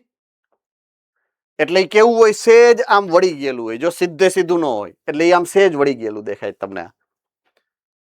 હવે તમને ખબર પડી ગઈ કે શું કામ આ આકૃતિ આવી છે, કારણ કે એ તમે જોઈ છે એટલા માટે. એનો ભ્રૂણ આ આકારનો હોય. હે ને? ઓકે, આ ભ્રૂણના હું વચ્ચેથી ભાગ પાડું તો આ ઉપરનો થઈ ગયા ઉપરાક્ષ, નીચેનું થઈ ગયું અધરાક્ષ. ઉપરાક્ષમાં કોણ હોય? ભ્રૂણાગ્ર. અધરાક્ષમાં કોણ હોય? ભ્રૂણમૂળ. જુઓ તો તમને મળી ગયું છે તમારી આકૃતિમાં ભ્રૂણાગ્ર અને ભ્રૂણમૂળ. ઓકે, ભ્રૂણ આગ્રની ઉપર એક રક્ષણાત્મક આવરણ છે, ભ્રૂણમૂળની ફરતે પણ એક રક્ષણાત્મક આવરણ છે. એ રક્ષણાત્મક આવરણ ઓલો એકસ્ટ્રા બીજપત્ર કેટલા હોય? મૂળભૂત રીતે બીજપત્ર કેટલા હોય? 2. હા કે ના? ઓકે, 2 માંથી એક બીજપત્ર અહીંયા હજી એમનેમ છે. જો આ જેનું નામ છે વરુથિકા. આ એક બીજપત્ર છે. બીજું ક્યાં? બીજું છે ને એને શું કર્યું ખબર છે? ઈ આની ફરતે આમ વીંટળાઈ ગયું અને એને રક્ષણાત્મક આવરણ બંનેની ઉપર બનાવી નાખ્યા. એને કહેવાય, આની ઉપર ભ્રૂણાગ્ર ઉપર હોય ને એને કહેવાય ભ્રૂણાગ્ર ચોલ. અને ભ્રૂણમૂળની ફરતે હોય ને રક્ષણાત્મક આવરણ એને કહેવાય ભ્રૂણમૂળ ચોલ. એટલે એનું એક બીજપત્ર છે ને આ ભ્રૂણમૂળ અને ભ્રૂણાગ્ર ચોલ બનાવી નાખે. બીજું બીજપત્ર વરુથિકા બનાવી નાખે. બરાબર છે. બાકીની સંરચના સમાન છે. વચ્ચેનો અક્ષ છે, ઉપરાક્ષ છે, અધરાક્ષ છે, ભ્રૂણાગ્ર છે અને ભ્રૂણમૂળ છે. એ તો દ્વિદળીમાં એવું જોઈએ ને એક દળીમાં એવું જોઈએ. દ્વિદળીમાં બંને બીજપત્ર ખોરાક સંગ્રહી બને છે. આમાં એક બીજપત્ર વરુથિકા બને, બીજું બીજપત્ર છે ભ્રૂણાગ્ર ચોલ અને ભ્રૂણમૂળ ચોલમાં રૂપાંતરિત થઈ જાય. ડાઉટ? કોઈને ડાઉટ હોય તો પૂછી શકો છો. ઓકે, તો એક્સપ્લેનેશન અહીંયા આપેલી જ છે એ પ્રમાણે એક દળીનો ભ્રૂણ માત્ર એક જ બીજપત્ર ધરાવે છે, ઈ આઈ રહ્યું. બીજું તો રૂપાંતરિત થઈ ગયું ભ્રૂણાગ્ર ચોલ ને ભ્રૂણમૂળ ચોલમાં. ઘાસના કુળમાં આવેલ બીજપત્રને વરુથિકા કહેવાય. બીજપત્રનું નામ પડ્યું છે વરુથિકા. ઓકે, તે ભ્રૂણધરીની એક બાજુએ પશ્ચ બાજુએ ગોઠવાયેલા હોય છે. ભ્રૂણધરીની પશ્ચ બાજુએ કોણ? વરુથિકા ગોઠવાયેલું છે. જો આવી રહ્યું આ ભ્રૂણધરી છે, એના પશ્ચ બાજુએ વરુથિકા ગોઠવાયેલ છે. ભ્રૂણધરી તેના નીચેના છેડો ભ્રૂણ મૂળ ધરાવે છે અને મૂળ ટોપ એક અવિભેદિત આવરણથી આવૃત છે, જેને કહેવાય ભ્રૂણ મૂળ ચોલ. એટલે ભ્રૂણ મૂળ અને ભ્રૂણ મૂળ ચોલ. ડાઉટ? ઓકે. ભ્રૂણધરીનો વરુથિકાના જોડાણ ઉપરનો ભાગ ઉપરાક્ષ છે. આ જોડાણ છે વરુથિકાનું જોડાણ, આ ભ્રૂણધરી સાથે વરુથિકાનું જોડાણ, એની ઉપરનો ભાગ એટલે આ, તો એમાં ઉપરાક્ષ છે. તો ભ્રૂણધરીનો વરુથિકાથી જોડાણનો ઉપરનો ભાગ આ ઉપરાક્ષ કહેવાય. ઉપરાક્ષ પ્રરોહાગ્ર ધરાવે એટલે કે ભ્રૂણાગ્ર ધરાવે. કેટલાક પર્ણદાયી પણ ધરાવે છે, જે પોલા પર્ણ જેવી રચનાઓ હોય છે, આવૃત રચનાઓ છે, એને કહેવાય ભ્રૂણાગ્ર ચોલ. સિમ્પલ, કામ પૂરું થઈ ગયું. બરાબર છે. તો ભ્રૂણાગ્ર ચોલની રચના ખાસ યાદ રાખવાની છે. ભ્રૂણાગ્ર ચોલની રચના અહીંયા ખાસ યાદ, નીટનો ક્વેશ્ચન છે. કેવું હોય? જોઈ રહ્યું પોલા પર્ણ જેવી રચના છે. કેવી? પોલા પર્ણ જેવી રચના. રાઈટ? અને એનાથી ઈ આવૃત છે. હું તમને બીજી ઈ આકૃતિ આગળ સમજાવવાનો પ્રયત્ન કરું અહીંયા. રાઈટ? તો દાખલા તરીકે આ ભ્રૂણાગ્ર છે એવું માની લ્યો તમે. આ ભ્રૂણાગ્ર છે, તો એની ફરતે આ રીતના જો આમ પોલા પર્ણ જેવી રચના હોય, આમ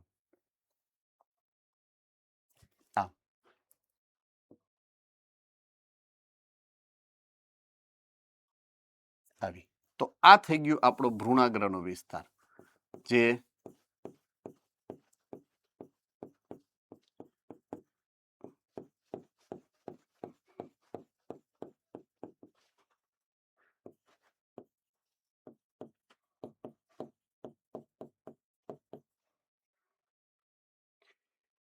બરાબર છે. અવિભેદિત કોષોનો જથ્થો છે, હે ને? કયો કોષ હોય આને કેવો કોષ કહેવાય? અવિભેદિત હોય એને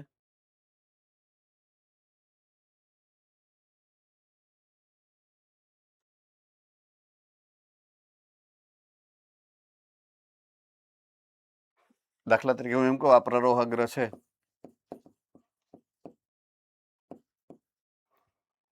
બરાબર છે. તો આ પ્રરોહાગ્રની અંદર પ્રરોહાગ્ર ના આ કલિકાને શું કહેવાય?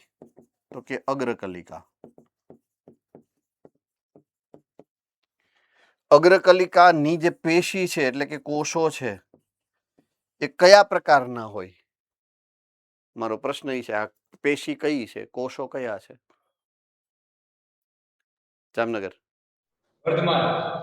યસ, ભ્રૂણાગ્ર વર્ધમાન પેશી છે. બરાબર છે. આ વર્ધમાન પેશી કઈ? અગ્રસ્થ વર્ધમાન પેશી છે. બરાબર છે. શું કામ? પ્રરોહાગ્ર અગ્ર છેડે છે ને, એટલે અગ્રસ્થ વર્ધમાન પેશી. બરાબર. Chapter number 6. ઓકે, આમાં કોઈને કઈ ડાઉટ? All right, good. તો આ ઓલા જે ફોલિક્યુલર સ્ટ્રક્ચર કીધા ને ઈ, તો આ જે છે ભ્રૂણાગ્ર ચોલ, જ્યારે ભ્રૂણ બનતું હોય અને ભ્રૂણાગ્ર હોય ને, આ પ્રરોહાગ્રની સંરચના સમજાવી મેં તમને.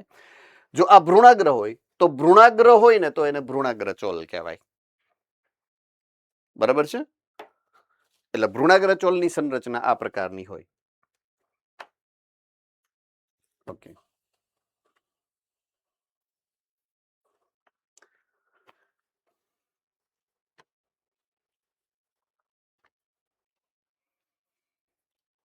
અંડકમાંથી બીજનું નિર્માણ ઓલરેડી તમે ચેપ્ટર નંબર 5 ની અંદર ભણી ગયા છો, જે શબ્દશઃ કટ કોપી પેસ્ટ કરીને પાછું અહીંયા મૂકેલું છે. અને તમે જે ત્યાં સમજ્યા હતા એ જ બધું અહીંયા આપેલું છે. દાખલા તરીકે ફલિત અંડક એટલે કે બીજ. અંડક હતું પહેલા, પછી જ્યારે ફલન થઈ ગયું એટલે હવે એ બીજ બની ગયું છે. એટલે ફલિત અંડકને બીજ કહેવાય. પછી વિકાસ પામે, ફલન બાદ અંડકનું નિર્માણ બીજમાં થાય એવું આપેલું હતું. કોને કોને યાદ છે આ શબ્દ? ફલન બાદ અંડકનું રૂપાંતરણ બીજમાં થાય. બસ આવી રહ્યું ઈ જો ફલિત અંડક તરીકે વર્ણવવામાં આવે. બીજ ફળની અંદર નિર્માણ પામે છે. આવૃત બીજધારીમાં બીજ એ લિંગી પ્રજનનની અંતિમ નિપજ છે. લિંગી પ્રજનન થાય પછી જે રચના બને છે છેલ્લામાં છેલ્લી એ બીજ છે. બરાબર છે. બીજ લાક્ષણિક રીતે બીજાવરણ અને બીજાવરણો કા એક અથવા તો એકથી વધારે. બરાબર છે. બીજપત્ર અથવા તો બીજપત્રો, એક દળી હોય તો બીજપત્ર, દ્વિદળી હોય તો બીજપત્રો, અને ભ્રૂણધરી ધરાવે છે. આપણને ખબર જ છે કે બીજની અંદર શું હોય? બીજાવરણ, બીજપત્ર અને ભ્રૂણધરી. ભ્રૂણના બીજપત્રો સરળ સંરચના ધરાવે છે અને સામાન્ય રીતે તે અનામત ખોરાકનો સંગ્રહ કરવાથી જાડું અને ફૂલેલું બને છે. દાખલા તરીકે શિંબી કુળની વનસ્પતિમાં દ્વિદળી બીજની વાત કરે છે. ઉદાહરણમાં જાડું બને, ખોરાક સંગ્રહી બને તો એ દ્વિદળીનું જ હોય. બરાબર છે. તો પુખ્ત બીજ, જ્યારે બીજ પરિપક્વ બને તો બે પ્રકારના હોઈ શકે, જેની વાત આપણે ઓલરેડી સમજી ચૂક્યા છીએ. આલ્બ્યુમિન યુક્ત અથવા તો આલ્બ્યુમિન વગરના અને આલ્બ્યુમિન યુક્ત. જેમાં આલ્બ્યુમિન છે એવા અને જેમાં આલ્બ્યુમિન નથી એવા. ઉર્ફે ભ્રૂણપોષ યુક્ત અને ભ્રૂણપોષ વગરના. તો આ ભ્રૂણપોષ વગરના છે, આમાં ભ્રૂણપોષ વાળા છે. તો ભ્રૂણપોષ વગરના શેના હોય? દ્વિદળીના. ભ્રૂણપોષ વાળા કયા હોય? એક દળીના. પૂરું થઈ ગયું. ઓકે, ફરીથી રિવાઇઝ કરાવું. આલ્બ્યુમિન વગરના કે આલ્બ્યુમિન મુક્ત એટલે કે અભ્રૂણપોષી બીજ. કેવા? અભ્રૂણપોષી બીજ. તો એમાં બીજમાં સ્થાયી ભ્રૂણપોષ હોતો નથી, કારણ કે તે ભ્રૂણના વિકાસ દરમિયાન પૂરેપૂરો વપરાઈ ગયો હોય. યાદ છે ને કે ભૂલી ગયા છો? તો દ્વિદળીના ઉદાહરણો મેં તમને કીધા. કઠોળ વર્ગની વનસ્પતિથી સમજાવ્યું હતું. ખબર છે? કઠોળમાં મેં કીધું તમે પ્રોટીન ખાલી લ્યો એટલે પ્રોટીન મળે. તમને યાદ આવી ગયું કે નહીં? તો કઠોળ છે ને એ જે વર્ગ છે કઠોળનો એને શિંબી કુળ કહેવાય, કારણ કે એ સિંગ બનાવે ને એ સિંગમાંથી નીકળે. કોઈ પણ કઠોળ હોય ને એ તમે ઉગાડો એટલે સિંગ બને. એની સિંગમાંથી નીકળે એટલે એને શિંબી કુળ કહેવાય. એના કુળનું નામ જે સિંગ ઉગાડે, સિંગને સંસ્કૃતમાં શિંબ કહેવાય. શિંબ, એના ઉપરથી સિંગ આપણે કહીએ છીએ. હકીકતમાં સિંગ શબ્દ સાચો નથી, શિંબ શબ્દ સાચો છે. તો શિંબી કુળની વનસ્પતિ કહેવાય કઠોળ. તો વટાણા, મગફળી આ બેનું ઉદાહરણ આપેલું છે. આલ્બ્યુમિન યુક્ત બીજ કે ભ્રૂણપોષી બીજ છે. ભ્રૂણપોષનો ભાગ જાળવી રાખે છે, કારણ કે ભ્રૂણના વિકાસ દરમિયાન પૂરેપૂરો વપરાતો નથી. તો એ એક દળીના ઉદાહરણો. કોઈ પણ અનાજ, જો ઘઉં, મકાઈ, જવ, દિવેલા, બધા. દિવેલા અપવાદ છે. દિવેલા દ્વિદળી વનસ્પતિ છે પણ અપવાદ છે, કારણ કે દિવેલા એટલે એરંડા. એરંડાના પાન મોટા બધા હોય, ખબર છે ને? કોણે કોણે જોયા છે એરંડાના પાન? મોટા પાન હોય અને એનું કદ નાનું હોય. વનસ્પતિનું કદ નાનું ને પર્ણો મોટા, એટલે પ્રકાશ સંશ્લેષણ વધારે થાય એમાં. તો એમાં ભ્રૂણપોષ વધારે બને છે. એટલે દ્વિદળી હોવા છતાં પણ એ મોટા પ્રમાણમાં ભ્રૂણપોષને જાળવી રાખે. અપવાદ રૂપ છે. બે વનસ્પતિ અપવાદ રૂપ છે. દ્વિદળીની બે વનસ્પતિ એવી છે કે જે ભ્રૂણપોષને જાળવી રાખે છે. એક અહીંયા આપી દિવેલા, બીજી કઈ? હમણાં જ ભણાવ્યું. સુરત ડાબોલી.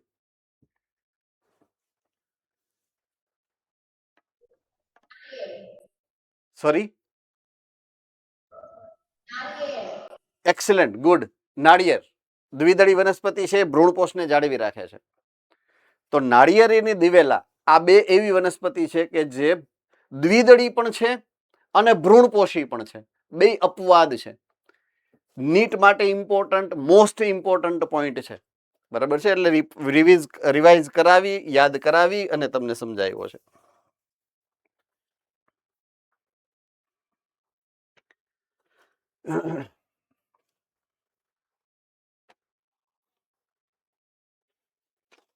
ઓકે,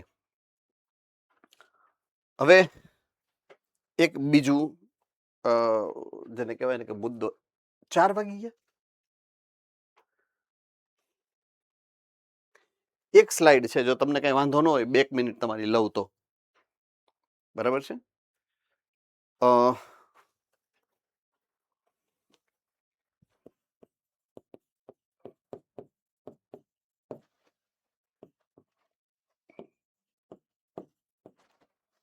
પ્રદેહના કોષો છે ને, એ જેમ જેમ ભ્રૂણપોષ બનતો હોય ને, એને ભ્રૂણપોષમાંથી જે ખોરાક સંગ્રહ છે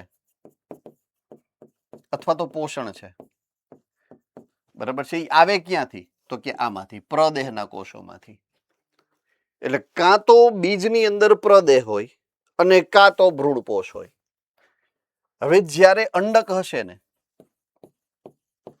તો અંડકની અંદર પ્રદેહ હશે, પણ જ્યારે બીજ બની જાય ને, બરાબર છે, ત્યારે એની અંદર ભ્રૂણપોષ હોય. મીન્સ પ્રદેહનું જ રૂપાંતરણ થઈ અને બીજમાં ભ્રૂણપોષ બને છે. તો જેમ જેમ ભ્રૂણપોષ બનતો જાય ને, એમ એમ પ્રદેહ ખતમ થતો જાય. આટલું સમજાય છે? શેમાંથી તો બનવો જોઈએ ને, તો ભ્રૂણપોષ કેમાંથી બનશે? પ્રદેહમાંથી બનશે. પ્રદેહના કોષ તૂટે, એનું પોષણ બધું અંદર જાય અને ભ્રૂણપોષનો કોષ બને. તો દાખલા તરીકે આ 100 હોય ને, તો આ 0 હોય. આ 90 થાય ને, 10 ઘટ્યા તો અહીંયા 10 કોષ બની જાય. દાખલા તરીકે અહીંયા 80 થયા તો આ 20 થઈ જાય.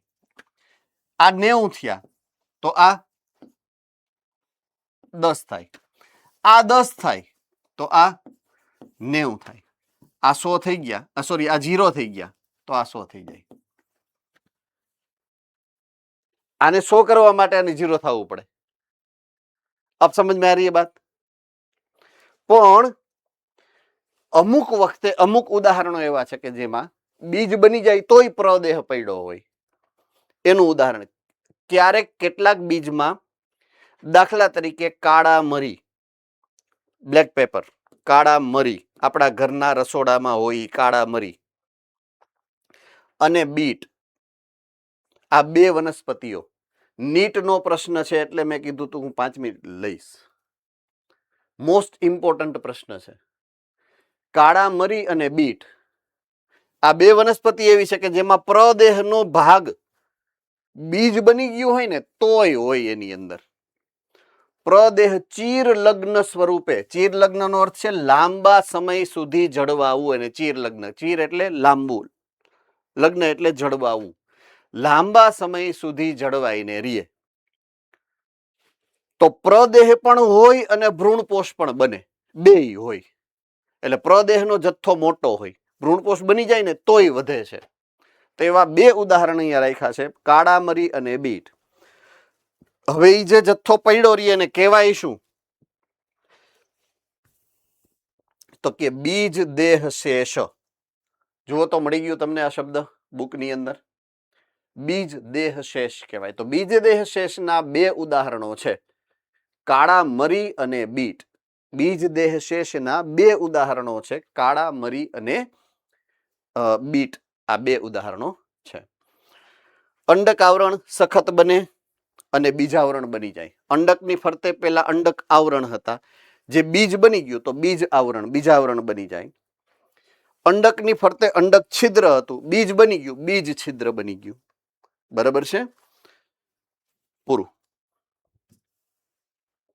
રાઈટ? તો અહીંયા બીજ ની સંરચનાની વાત આપણે પૂરી કરી છે.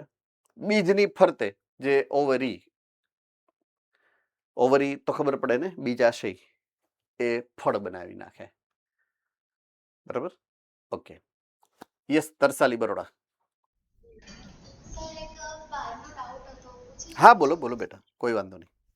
અમારે 10મું જે ચેપ્ટર છે, 10મું ચેપ્ટરમાં એસ તબક્કો જે આપ્યો છે ને, એમાં પહેલું સેન્ટેન્સ એવું લખ્યું છે કે રંગસૂત્રો બેવડાય છે, અને બીજું એવું લખ્યું છે કે રંગસૂત્રો બેવડાતા નથી.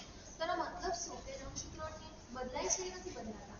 અમે સેન્ટરમાં પૂછ્યું ને તો એમણે એવું કીધું કે રંગસૂત્રોની સંખ્યા બેવડાતી નથી, ત્રિગુણન થતું નથી, એટલે તમારે છે ને કરેક્શન છે એમાં. સમજાવી દઉં તમને, ચાલો કરેક્શન છે બુકમાં કે રંગસૂત્રો બેવડાતા નથી. સમજાવી દઉં તમને. બરાબર છે? ઓકે.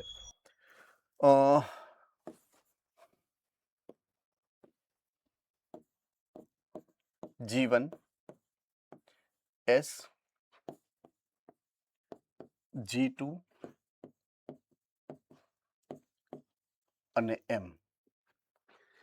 આ અવસ્થા જે મેં લખી છે એ તમને બધાને પરફેક્ટલી ખબર છે? કયા સેન્ટરનો પ્રશ્ન હતો? ગયા ક્યાં એ બધા? હા, ઓકે, બરોડા. આ અવસ્થા ખબર છે બધી? ઓકે. હવે અહીંયા DNA નું સ્વયં જનન થાય.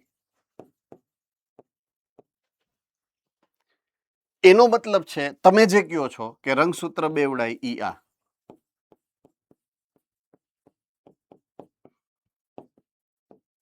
ટેકનિકલી એને રંગસૂત્રો કહેવાય નહીં, પણ એ ડબલ થાય છે એ હકીકત છે.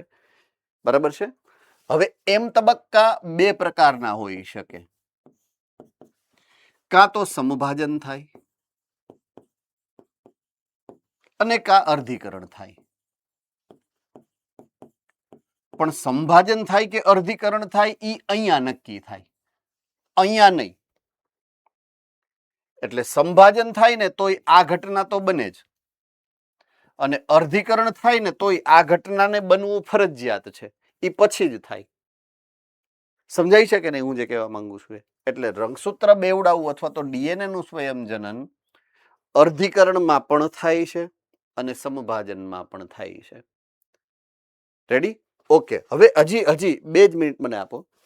આ કોષ હતો એ દ્વિકીય કોષ હતો. દાખલા તરીકે દ્વિકીય કોષ હતો, એની પાસે એક જોડમાં એટલે કે 2 ની સંખ્યામાં DNA ના સેટ છે. 2 સેટ DNA ના છે. એટલે કે એક માતૃ પેઢીમાંથી મળ્યો છે, એક પિતૃ પેઢીમાંથી મળ્યો છે. બરાબર છે? હવે સ્વયંજનન થયું એટલે 2 સેટ હતા, 2 સેટ બન્યા, ટોટલ 4 સેટ બન્યા. ઓકે. જો સમભાજન થાય છે તો 2 કોષો બને, 2 સેટ એક કોષમાં જાય, 2 સેટ બીજા કોષમાં જાય. રેડી? હવે જો એની બદલે અર્ધીકરણ થાય છે તો 4 કોષો બને. તો આ 2 કોષો કેવા બને? દ્વિકીય. પણ જો અર્ધીકરણ થાય તો 4 આ 2 સેટ છે ને એમાંથી એક સેટ એક કોષમાં, એક સેટ બીજા કોષમાં, આ 2 સેટમાંથી એક કોષ ત્રીજા કોષમાં, એક સેટ ચોથા કોષમાં જાય.